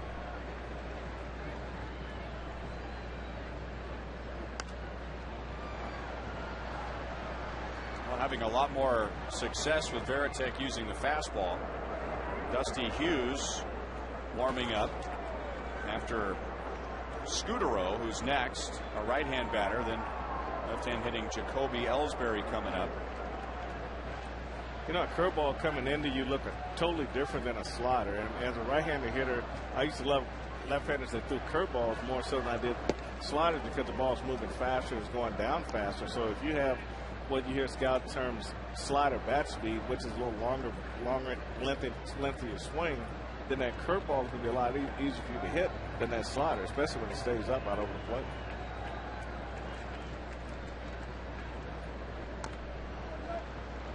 Fouled away the slider. 5 strikeouts for Zach so far. No walks. He's hit a batter.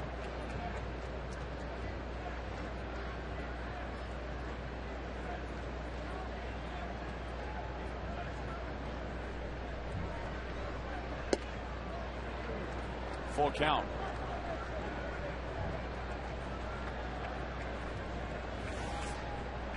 Now at 100 pitches.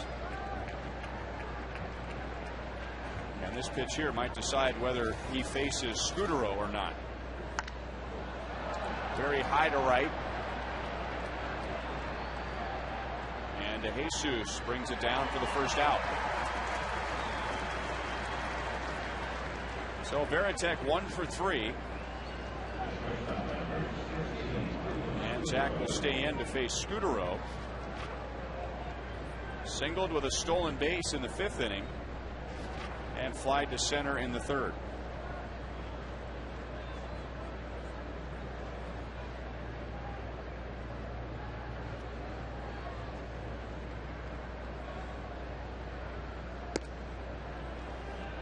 Zach bouncing off the mound, ready to field the bunt. Scutaro laid one down. We talked last night about Scutaro having a breakout season last year as a 33-year-old. John Gibbons, when he was managing the Blue Jays, had Scutaro. And Gibby was telling me he couldn't predict that Scutaro would break out like he did last year, hit by a pitch here. But Gibby was certainly one who was in the camp that believed he was better than just a backup infielder. That really helps too when you playing on turf too. It kind of gives you a few extra hits, and then again, like I said last night, he's been around the league a while, so he's got a chance to get a little bit better experience wise, and really learn the pitches a little bit more. Well, Zach just buried this fastball in there. It's supposed to be inside corner, but I mean just right on the elbow, right just above the elbow. That's a two-seamer that started right. He started it inside, just right out of his hand. Remember when those guys had those big elbow pads? You know, Barry Bonds and Mo Vaughn and Frank Thomas, and they would just hang out over the plate. And that upset a lot of pitchers because they didn't mind getting hit. Well, Scutaro had an elbow pad on there, but it's a good thing he did because there was no leaning out over the plate with that pitch. Well, that's true. Hit it right on the pad. Well, Zach's got 2 hit batters tonight. Only 4 all of last season, and only 4 the year before.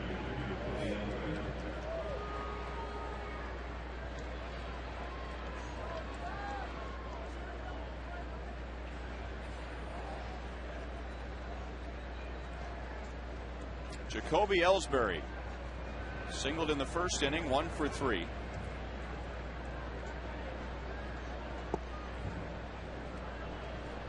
Just missed for ball 1. Scutaro had 14 stolen bases for the Blue Jays last year. And you can see a big hole right there on the right side. You don't even see Chris Getz. That's a big target for Ellsbury, and Zach pitches him away 2-0. Defense is pretty straight up in this situation here. They're playing for a double play, but don't seem to be playing in as much. It's a little bit deeper. And that's drilled into right center, and nobody's going to get there. Scutaro to third. Ankiel has a great arm, gets it to Getz, and the relay is a little late. On to third is Ellsbury, and it's 3-1 Boston.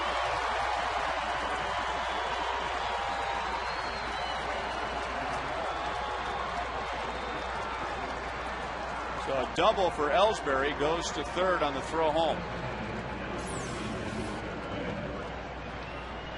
This is a fastball that stayed out over the plate, and Ellsbury really turned his hands over on this ball and hit it in a good spot. And the ball didn't quite make it to the track.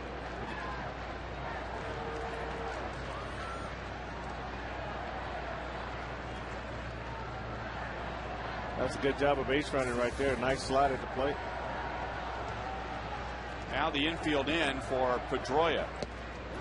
And he was plunked by Zach in the 5th inning. 0 for 2 tonight and 0 for 6 in the series, and that's big news for the Royals. Told you last night Pedroia hit .469 against the Royals last year.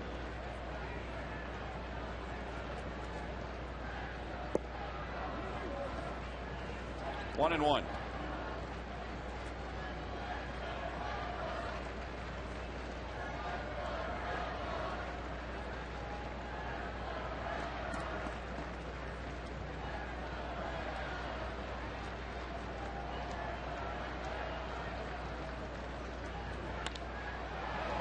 To center.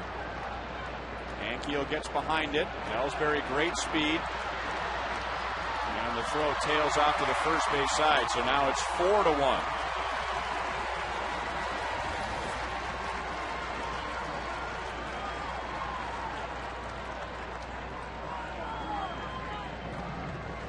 And that's the end for Zach tonight. So he'll go 6 2/3. And give up 4 runs, 8 hits, 2 runs in the 5th inning on the back-to-back home runs, and now 2 in the 7th on RBIs from Ellsbury and Pedroia.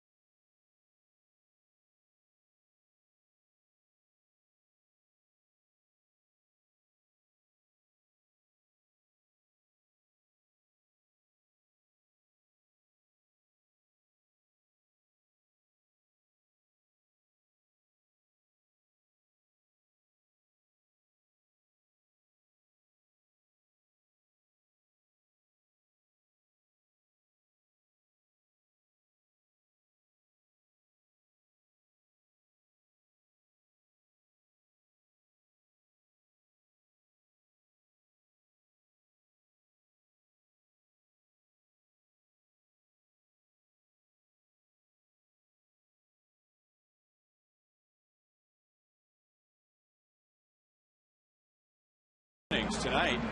Gives up 4 runs, 8 hits, 2 home runs in 6 2/3, and leaves with 2 outs in the 7th inning. And Dusty Hughes comes on to face Victor Martinez. Second outing for Dusty. Appeared in the game on Thursday, gave up a run, a couple of walks and a hit, and 1+ innings.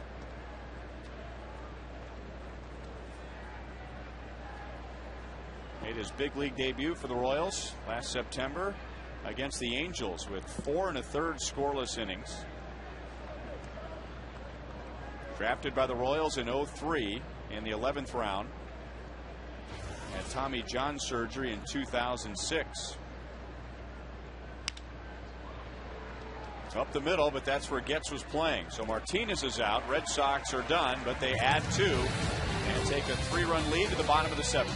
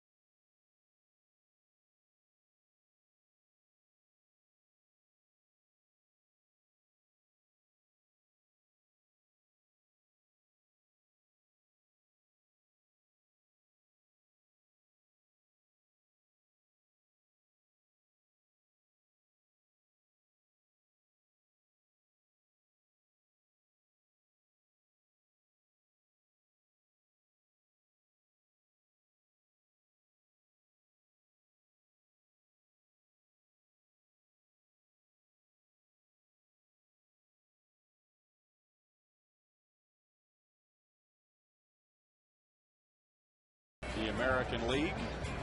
Minnesota won again. 4 saves for John Rouse, so he's picked up for Joe Nathan. Minnesota is 5-1. Tigers win again as Jose Guillen drives it into the left field corner. So just like the 6th inning, the Royals open the 7th with a leadoff double. Guillen is 1 for 3. Becca gets a 94-mile-an-hour fastball right out over the plate, and Jose really gets extended on it and was able to keep it fair down in the corner. So in order to hit that, you really got to stay short. You see how short that swing is, right off the shoulder, right down through the ball. Good finish. Then he's got to run. You got to get moving after you hit one like that.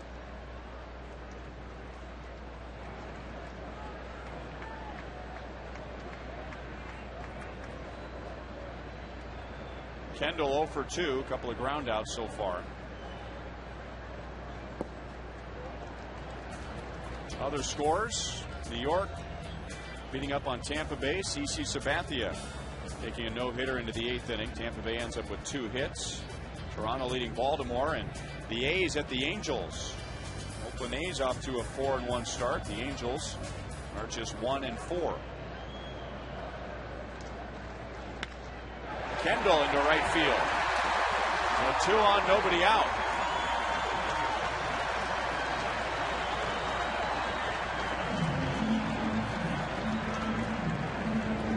That's textbook hitting right there with the man on second base. If you're going to go the other way, Jason's got that good back control. He can do things like that. And a lot of times you've seen him if the game is a little closer, he'll just go ahead and give himself up and bunt to run over the third base. But excellent piece of hitting right there.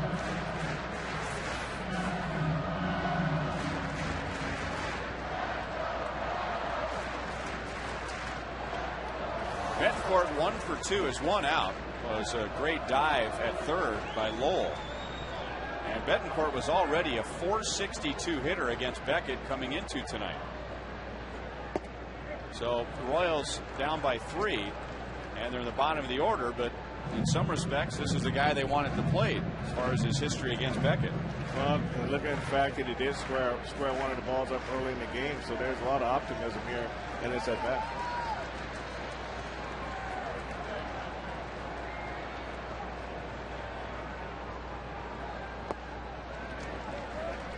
One and one.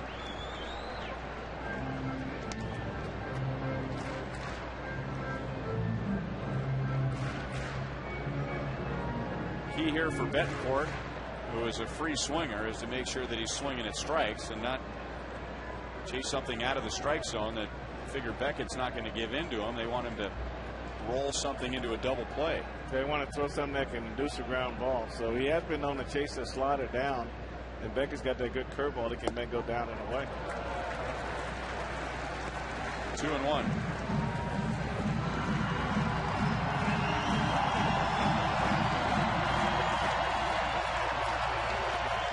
Beckett has an outstanding pitch count working tonight. This next pitch will be his 80th into the 7th inning.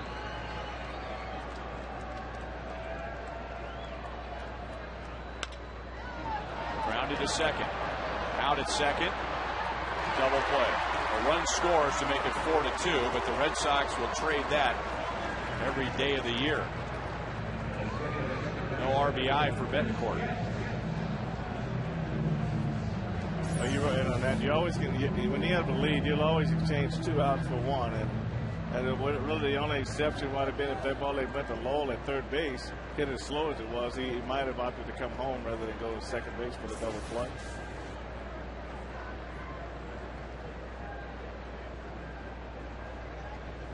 Second double play turned by the Red Sox. The first was with Chris Getz back in the 5th inning. Chris 0 for 2. You know, as soft as that ball was hit off the end of the bat there, you'd think they might not have an opportunity to turn that, but Scudero came through very aggressively on that double play and got a strong throw to first base.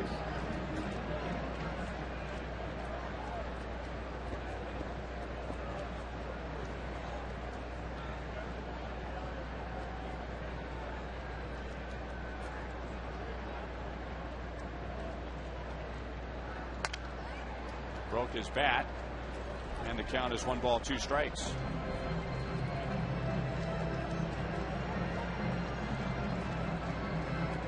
When Beckett was with the Florida Marlins, he spent a lot of time on the disabled list, just never quite got his career going. Mostly because of blister problems. He went through a lot of what Jeremy Offel went through when he was with the Royals. And the Marlins weren't quite sure about his durability. They knew about his potential, but now with the Red Sox, in 3 out of 4 years, he's pitched at least 200 innings. That was a trade that worked out for both teams. The Red Sox got Beckett and Lowell, and the Marlins got Hanley Ramirez. Well, that's a real good deal on both sides. Both teams are still smiling about that deal. And when you make trades, that's how you kind of want them to happen, and that was a perfect example. Josh Beckett with the Marlins was a World Series MVP in 2003 when the Marlins upset the Yankees. He has spent time on the disabled list 12 different times in his career. 12. 7 times with blister related problems, which he has since figured out.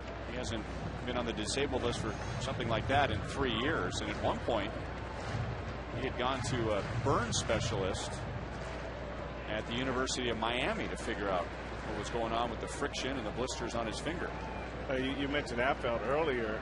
He went through a lot of the same problems. I think they kind of talked a couple times about what did you do to help your blister problems, because he was going through the same thing. And Jeremy ended up getting part of his fingernail permanently removed. Yes, he did.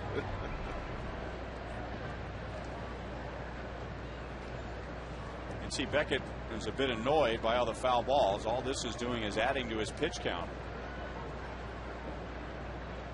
That's 5 foul balls in this plate appearance for Getz, and now up the left field line. That's 6 foul balls.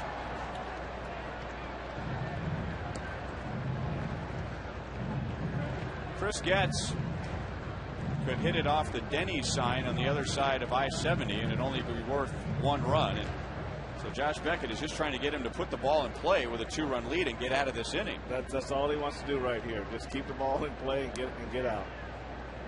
Don't want any free passes right here to prolong the inning. Anything you do to get out of it, just those strikes and then put it in play. Say nothing fancy.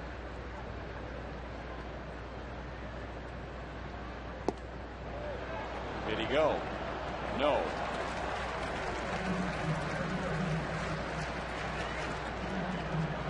Nine-pitch plate appearance for Getz. 6 foul balls. Royals have a run home.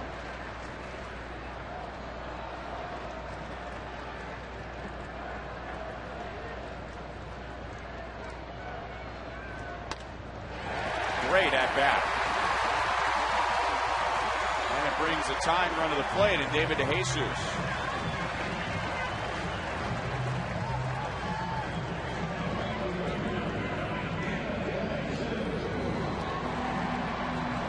Well, that's how you battle right there, Ryan. He battled this at bat. I mean, he fouled out some tough pitches, laid off some tough pitches, and finally got his pitch and got a base hit.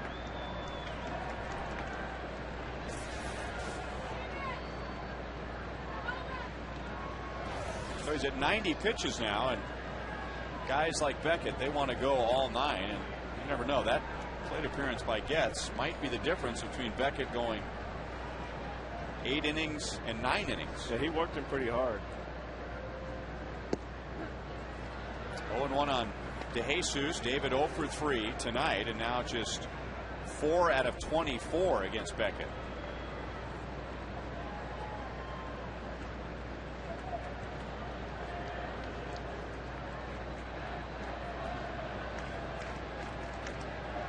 If there's one stat that's hurt Beckett, even in his very good years, it's home runs. Gave up 2 against the Yankees.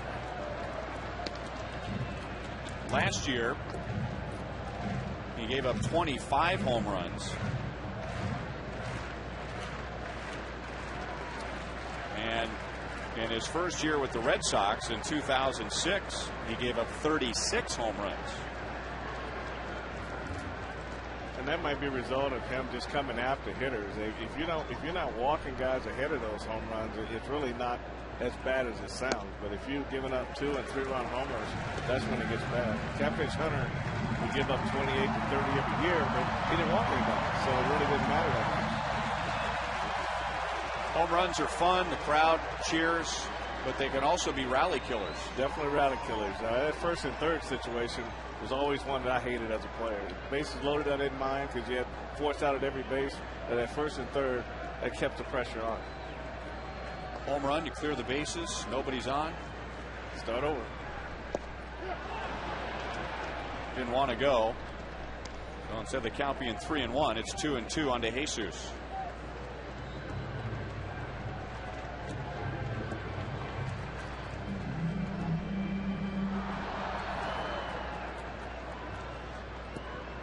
Interesting to see 2-2. This is really a good running count to see if the Royals will run Getz here. He's had some success. And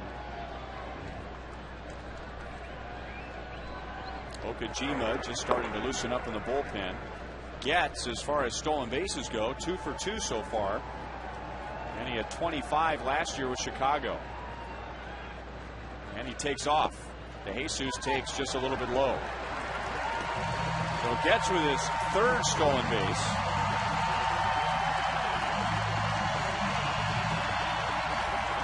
Runner in scoring position for DeJesus. Martinez acted like he was so confident that that was going to be called a strike that he made no attempt to even get up and throw.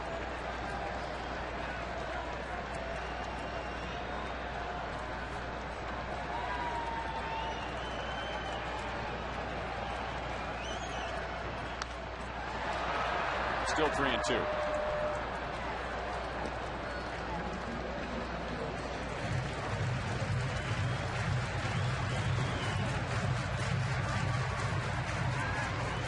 So a 23-pitch inning for Beckett. No more damage has been done since Betancourt's double play, except for the number of pitches. When Betancourt grounded into the double play, there were 2 outs, nobody on, and Beckett had thrown only 7 pitches in the inning. And now he's up to 23. Yeah, 3 out of 4 batters have gotten base hits. Almost decapitated Beckett. Now it's a 1-run game. Go for the second time tonight. In a situation with 2 outs and nobody on, the Royals put a run on the board. And a stolen base proved to be big for the Royals. The Jets still in second base and getting in scoring position right there. Wow. Yeah, that got the back of his cap, I think. Whoa. You know, the one thing I can't tell you on this one, Ryan, I can't tell you remotely how he's feeling right now. Because I'm sure he has some thoughts going through his head right there that we can't even imagine. You can take a look at David's face. If you go back and see another replay of this and replay David's face, and when he hits his ball, I mean, he just freezes right there.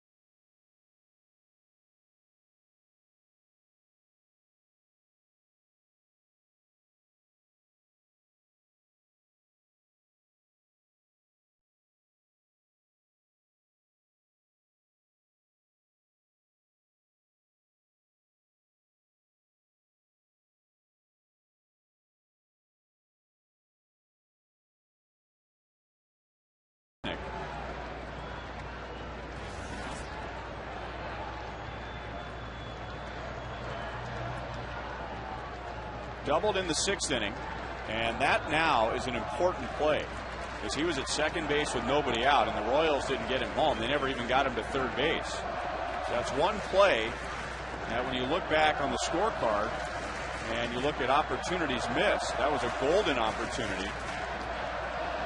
After Posednik's double, Callaspo fouled out to third. Butler struck out, and Keel popped out. Yeah, it's the Royals have the kind of team line that they can be pretty versatile in that situation. You look at what Posednik and Jets, they can swing away and do it, they can bunt and do it. But everybody else in that lineup really should be able to do that. They should be able to be flexible enough to know, okay, I've got this guy on the mound. He's 94, 95. Can I pull this guy? If I can't pull him, then you got to think of other ways to get that runner to third base. Well, we remembered from last year that was something that Trey Hillman did not ask Alberto Callaspo to do, was to lay down a bunt. And that's not necessarily something to hang on the manager. Alberto simply might not be a good bunter. He didn't have one sacrifice bunt last year. He had one the year before.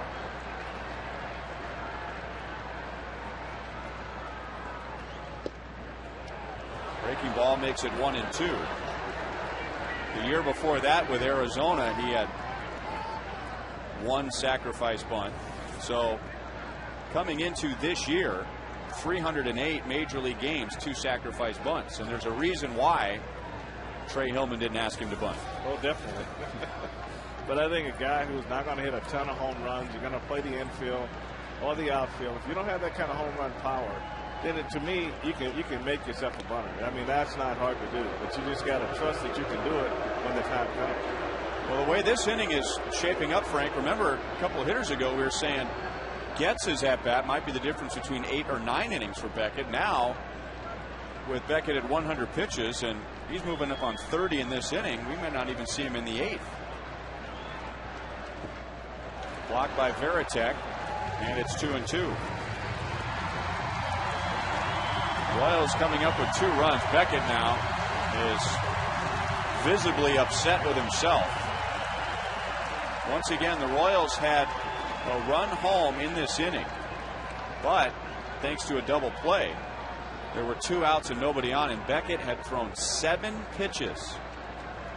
Since then, the Royals have scored another run, and Beckett has had to throw 21 more.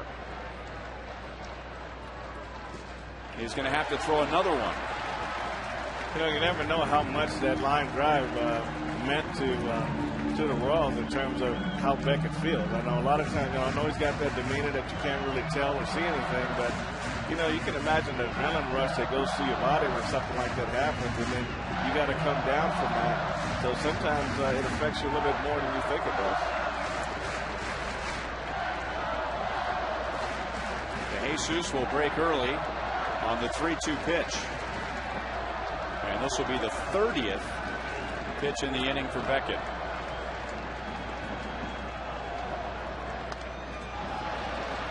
We'll see 31.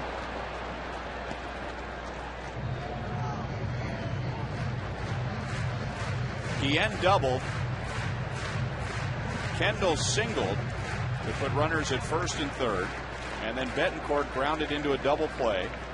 Guillen scored. So 2 outs, nobody on, 7 pitches into it. Getz with a long at-bat single. DeJesus with a long at-bat single. And now Posednik working Beckett over.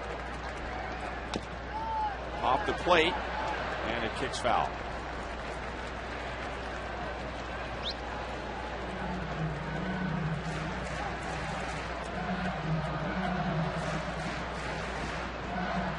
So you talk about 3 guys that have really battled.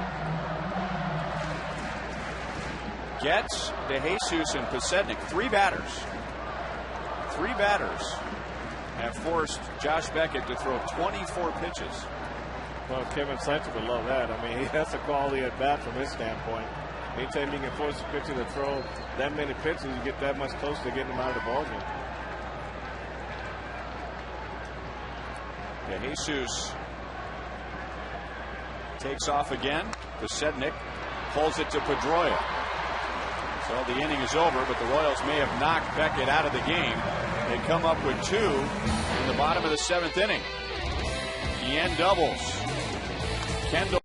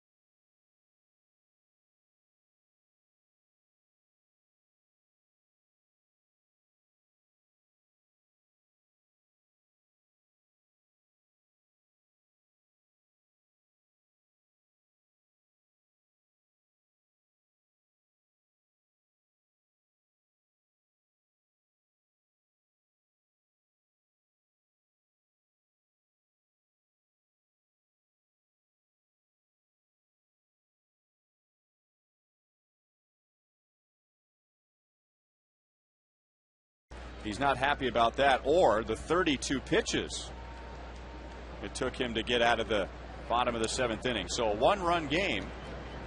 Dusty Hughes recorded the final out in the 7th in relief of Zach Greinke, and he stays on for Youkilis, Drew, and Lowell.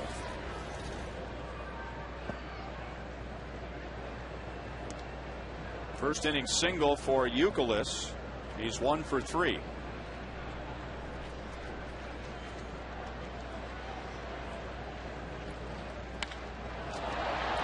Deep left center field.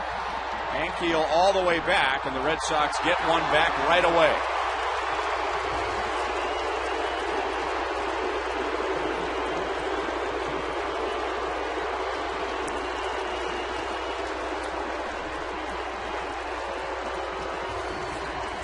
First home run of the season for Kevin Youkilis.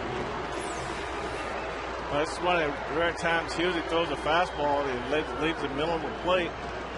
And Kevin Euclid's looking for it. Normally he's on the outside corner with his fastball and changeup, but he just got this not over the plate.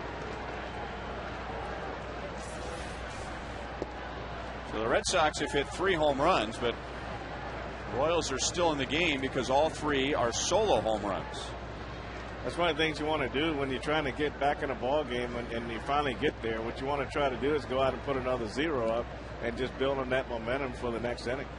But they go out and get a home run, you know, just like that, then it's more of an uphill battle for you. 2-1 on J.D. Drew, 1 for 3. He singled in the 4th inning.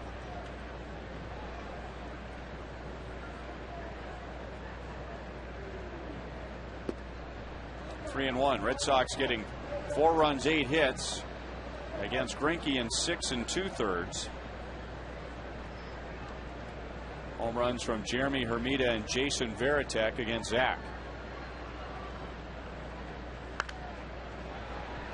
Foul off the right field line. Remember, we're in the home stretch for the 2010 census, and it's not too late. Fill out and mail back your census form today.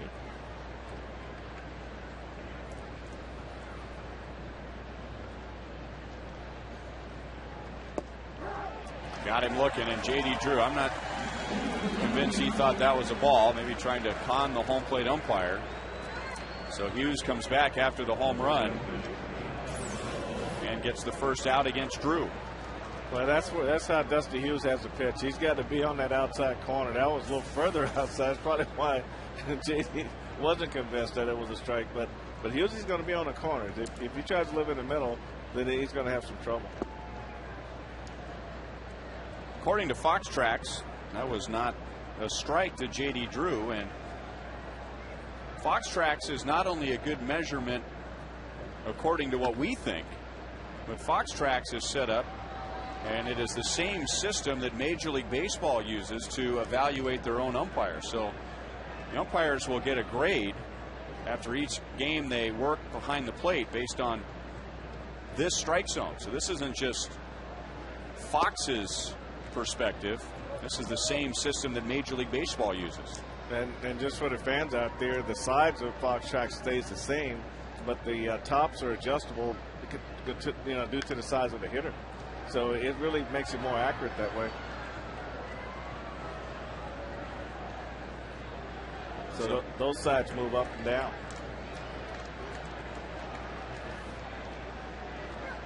It's a great tool.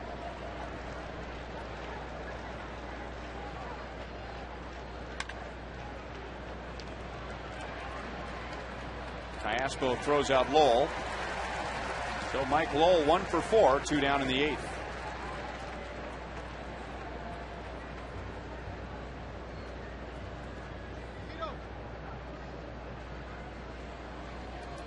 And now Jeremy Hermida, the left-hand batter, is scheduled to come up.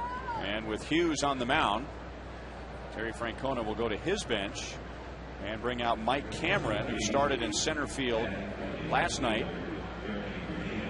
on the bench to begin the game tonight. And as soon as he is announced into the game, Trey Hillman will point down to the bullpen and bring on Luis Mendoza. So Mendoza against Cameron when we come back.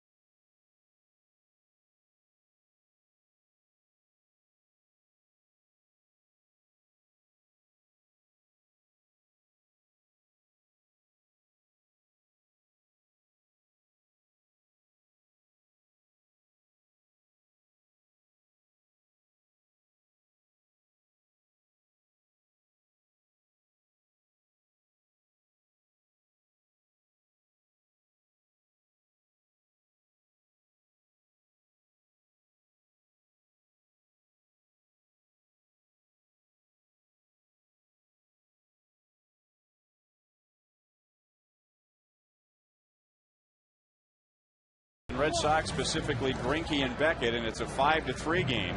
Red Sox scoring in the top of the 8th on a Kevin Youkilis home run right after the Royals cut the lead to 4-3. Luis Mendoza, who took the loss on Thursday to the Tigers, comes on with 2 outs and nobody on. Gave up a 3-run home run to Miguel Cabrera on Thursday, which put the Tigers back out in front. Tigers took 2 out of 3, but Mendoza and Trey Hillman and Bob McClure feeling a little bit better about that since then after watching the videotape. Thought he made a good pitch to Cabrera, down and away. You know, good hitters sometimes are just going to hit a good pitcher's pitch. The wind was blowing out, and so it doesn't take away the loss and the sting of a loss, but it helps Mendoza shake off that game a little quicker, knowing that he didn't put one on a batting tee for Miguel Cabrera. Well, being a young pitcher too, you just basically the confidence. There's a confidence thing there too, because you know he's going to be back out there, so you don't want him so tight that he's got to feel like he's got to pitch in a little window. But I know it concerns Bob McClure that when you get ahead in the count, that you don't throw too good a pitch. And Mendoza closes out the 8th inning, retiring Mike Cameron.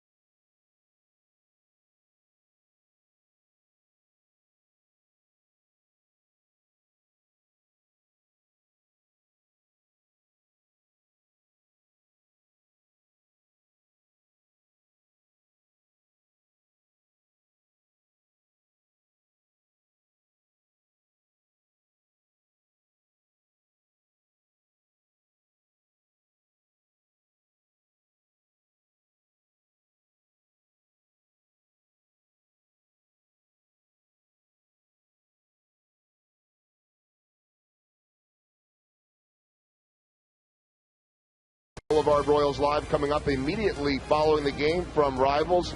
We'll see if they'll be dancing on the tabletops. We will be talking about Zack Greinke and Josh Beckett and that great matchup that was expected between them. We'll talk about Rick Ankiel's hitting, post-game reaction, and if you have questions, you can text them in to 432-432, keyword live space, and then your question. And Split will not be dancing on the tables, neither will I, but we will have a pretty good post-game show, guys. What kind of party are you throwing out there, Joel?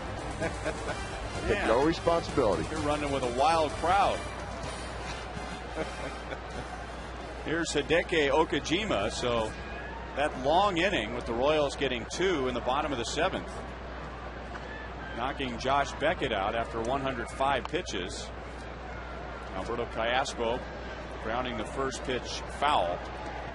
Okajima appeared last night in relief of Wakefield, who went 7 innings. Came on, gave up a double to David DeJesus, and then DeJesus coming around to score when Daniel Bard was on the hill, so a run charge to Okajima. And the Red Sox have had their bullpen problems early this year.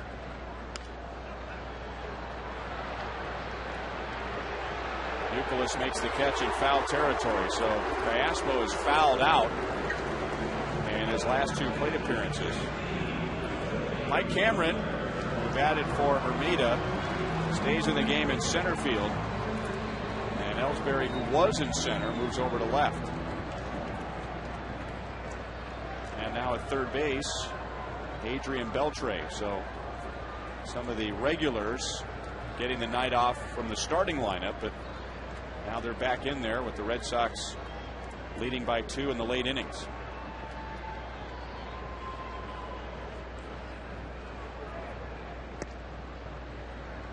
1-0 on Billy Butler. 0 for 2. Walked in the first inning.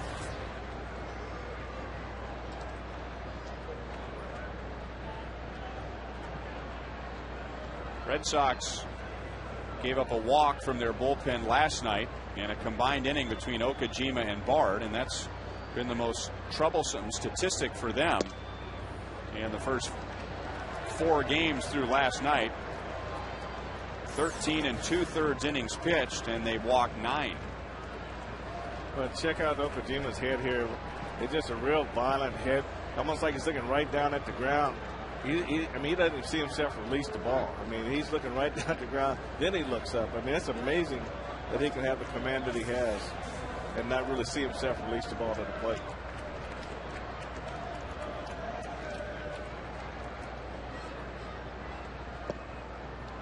This is Okajima's 4th season with the Red Sox, and considered a rookie when he came over in 2007, but hardly that. He played 11 years with the Yomiuri Giants, who are considered the New York Yankees in Japan. A long professional career over there, and now beginning his 4th in the big leagues. 3 balls, 1 strike. Trey Hillman saw Hideki Okajima when he was managing. Trey Hillman won a championship in Japan in 2006 and then lost in the championship series in 2007. Full count now on Billy Butler.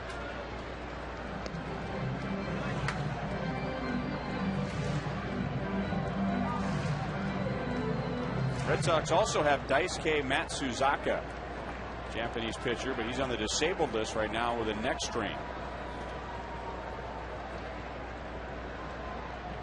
They never run out of weapons, do they?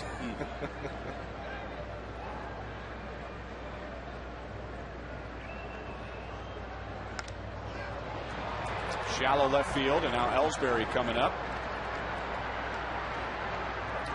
2 down in the bottom of the 8th. Butler 0 for 3.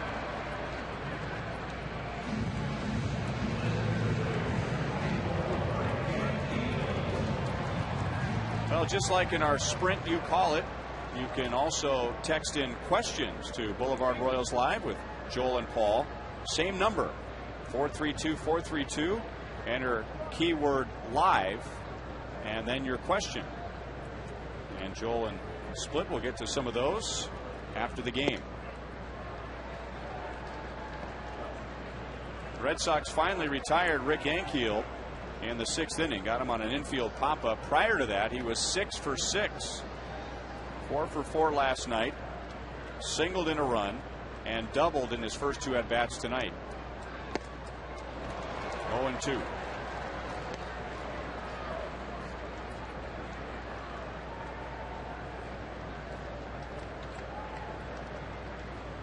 Ankiel is also driven in 4 in this series.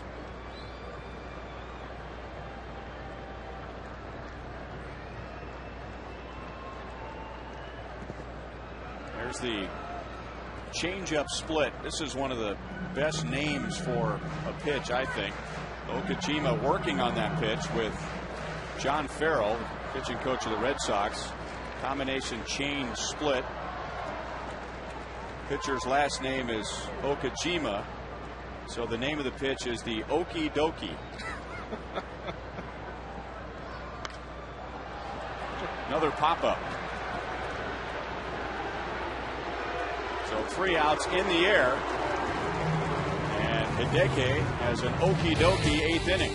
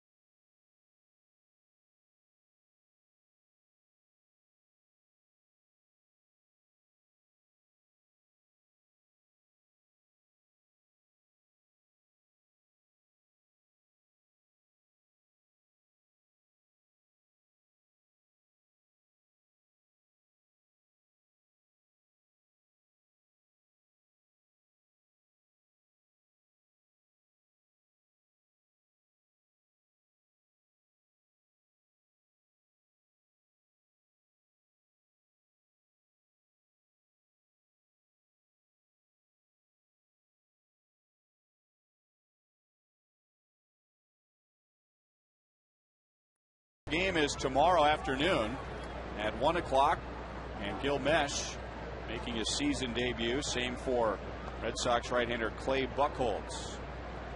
Royals live on the air at 12:30. Jason Varitek, Marco Scutaro, Jacoby Ellsbury in the 9th. Luis Mendoza got the final out of the 8th. Varitek hit the second of back-to-back home runs in the 5th after Jeremy Hermida went deep against Zach Greinke. Varitek followed, and now he goes deep again. 6-3 Boston. That little guy make the catch.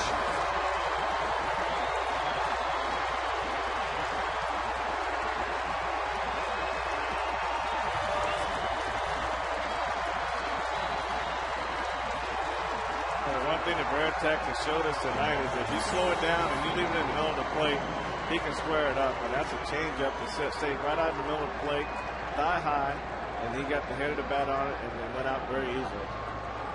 Look at that little guy. Got his Red Sox jersey on, brought his glove.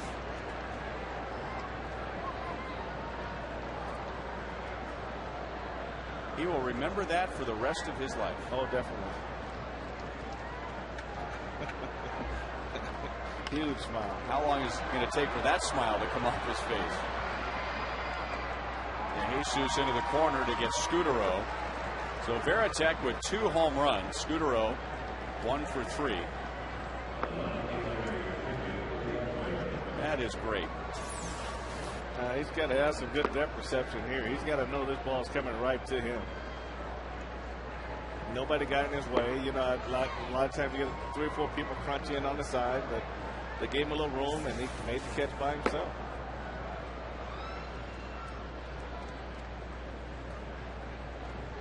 And that's Kansas City for you right there. That little guy surrounded by blue, all Royals fans.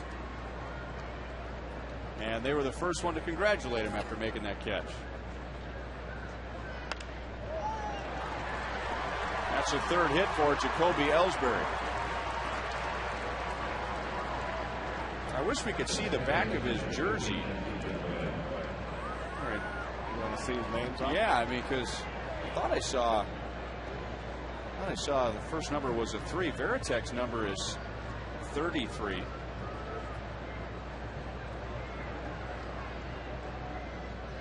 I mean, he's the only one there with a Red Sox jersey, so that's got to be the same family. All the cell phones come out as soon as he makes that catch. Kevin Shank telling me that he thinks it's an Ortiz jersey. Here we go. David Ortiz. All right. Good catch. Well, he was 1 away. Varitek 33, Ortiz 34.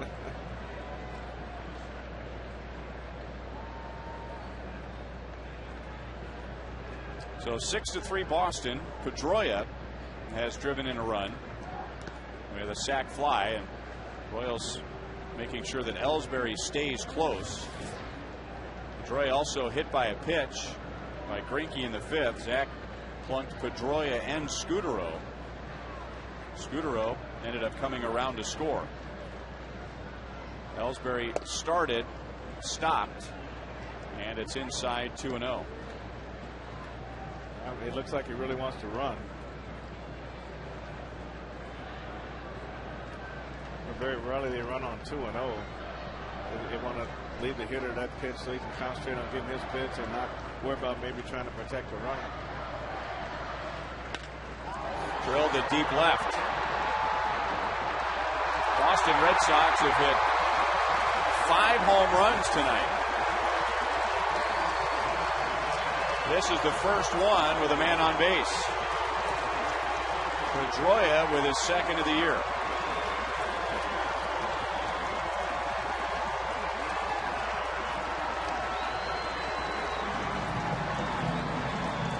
Well, he's not a big guy, but he's got dynamite in those hands, and when he squares the ball up, it travels off his bat. And Mendoza left the ball out over the plate, and he got the head of it out. Got a nice swing on it. Tejeda, make that Colon comes in. Now I'll get those two guys figured out at some point this season.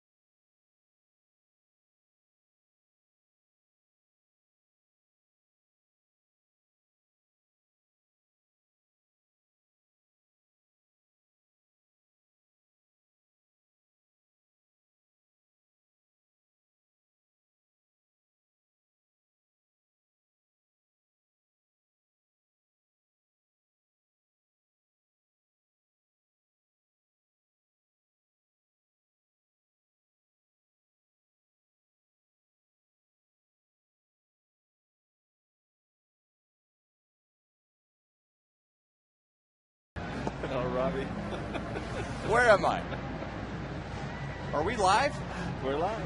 Roman Colon and Robinson Tejeda. I had Colon coming in last night. It was Tejeda, and I had Tejeda coming in tonight, and it was Colon. And if Miguel Tejada was coming in out of the bullpen, then we'd really have a problem. So Colon, we tried to put things back together on Thursday after a rough beginning in the Tigers series. 1/3 scoreless. Comes on with 1 out, nobody on. 2 home runs for the Red Sox in this inning. 3 runs home, and they've hit 5 home runs in the game. Veritek with 2. Hermida, Youkilis, and Pedroia.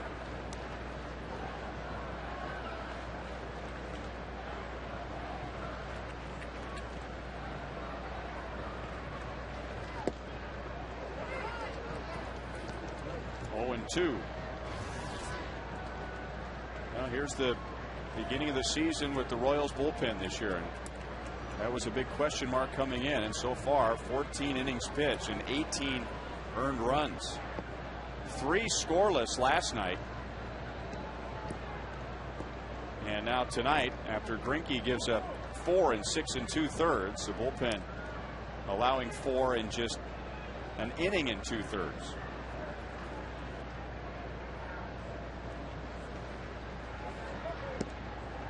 2-2. Victor Martinez is 0 for 4.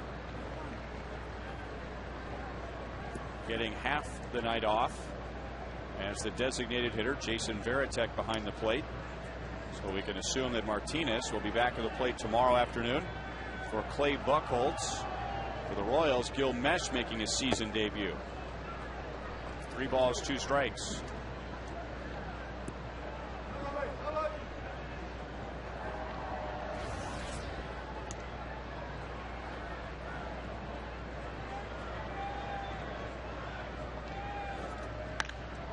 Hit hard. Billy makes a nice play off to his left side. 2 down. That's the 3rd time tonight that Martinez has hit it hard but out. So a tough luck 0 for 5. Well, this ball is guarded pretty good, and Billy goes to his left, and that's really the easiest way to see the ball is see it glove side. He made that play look easy.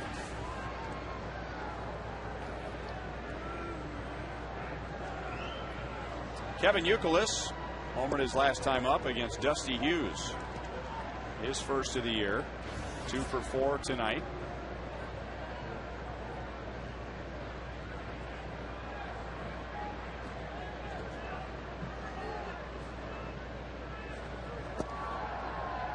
So Youkilis 3 out of 8 in the first 2 games. Last year, when the Red Sox were in Kansas City for a 4-game series. They split the series. Youkilis was 1 for 13. That came up and hit him on the knee. Ram Ramon Ramirez warming up in the Red Sox bullpen. So with Boston adding 3 in this 9th inning, Terry Francona doesn't have to use his closer, Jonathan Papelbon. Hold to Callaspo. So Colon out of the pen, gets a couple of ground balls to end the inning. Boston adds 3, and now they lead by 5.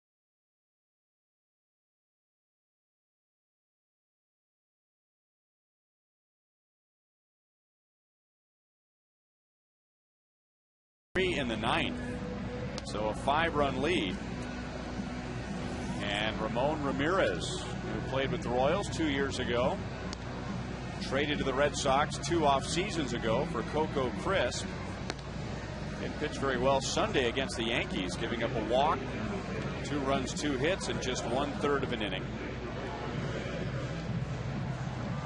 So in a non-pressure situation, we'll face Jose Guillen, Jason Kendall, and Yuniesky Betancourt.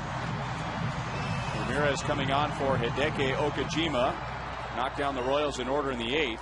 Josh Beckett went 7 and allowed 3 runs, 9 hits.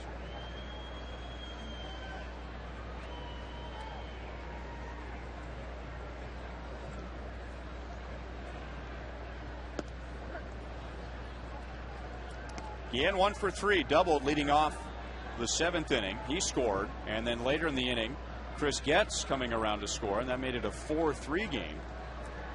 With Boston with 1 in the 8th and 3 in the 9th.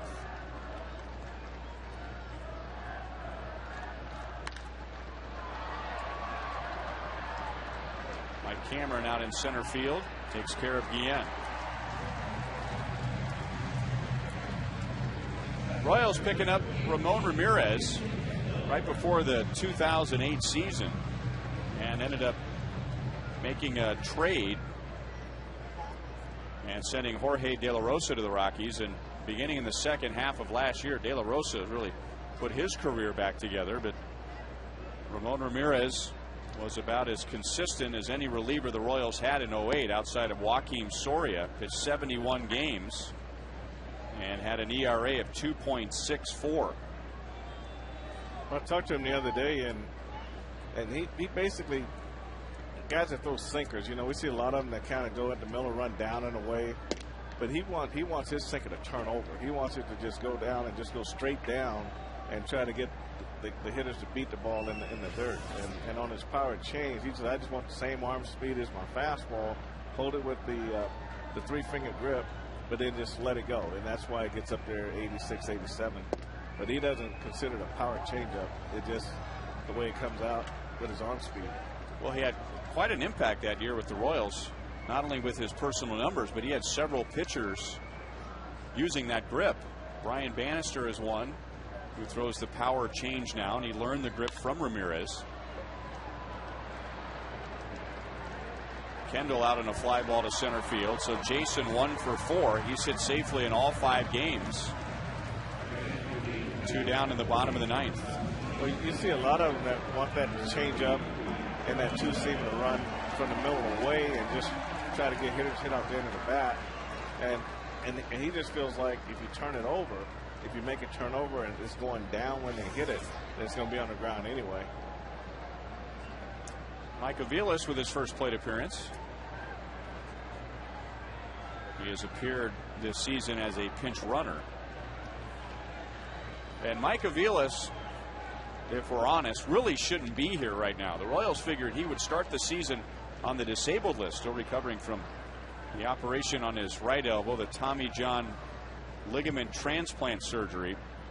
But he worked very hard to get back into shape, not only his elbow, but just in good shape overall, and just forced his way onto the roster. Well, he swung the bat very well, and he ran well, and the days he played on defense, he did a good job. As you can see, his arm from shortstop just really wasn't where it needs to be for to play every day. But the offense, taking the best 25, he was definitely that. But at the same time, how much can he benefit by being, say, in Omaha playing every day?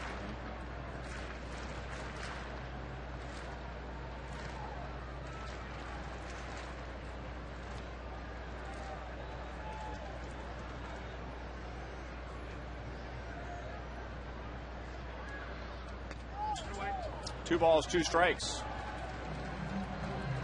Royals still have a couple of guys on the bench who have not appeared in a game yet. Mitch Meyer and Brian Pena. And we'll see what Trey does tomorrow with the day game following the night game. Not as severe. This is a 6-10 start, not a 7-10. Mitch Meyer, just like Mike Aviles, forcing his way onto the roster with a great spring training. But Mitch did what really Kevin Seitzer was looking for when Trey Hillman was looking for. They were looking for him not only to square the ball up, but they wanted him to drive the ball. And in spring training, he did everything that I saw and that they saw that said, hey, this guy's really found it. You know, and the way he swung the bat all spring, like you say, he just beat his way onto this ball club. And so now he's just got to hold on to it best he can. Then when you're a 4th outfielder and you're not getting a lot of playing time, you got to work extremely hard to be ready when that day does come. Still 2-2 on Aviles.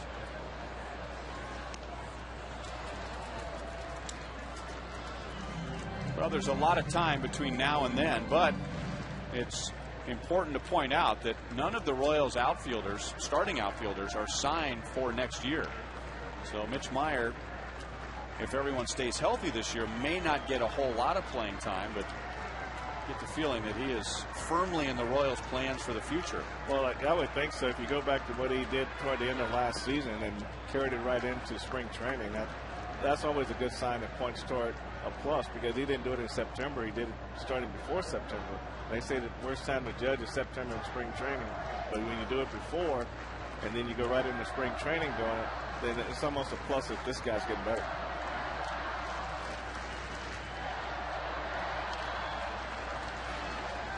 Still 3-2 on Mike Aviles, the Royals' 2008 Player of the Year when he hit .325, taking over at shortstop.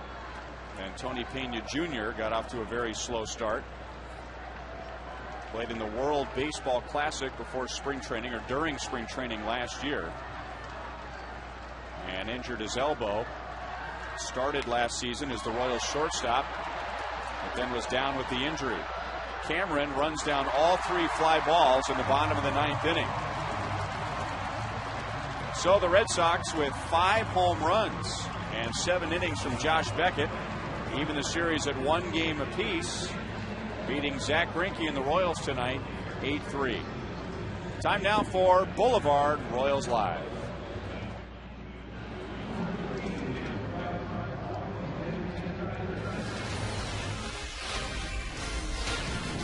This is the Royals Live postgame show, presented by Boulevard Brewing Company, Kansas City's beer.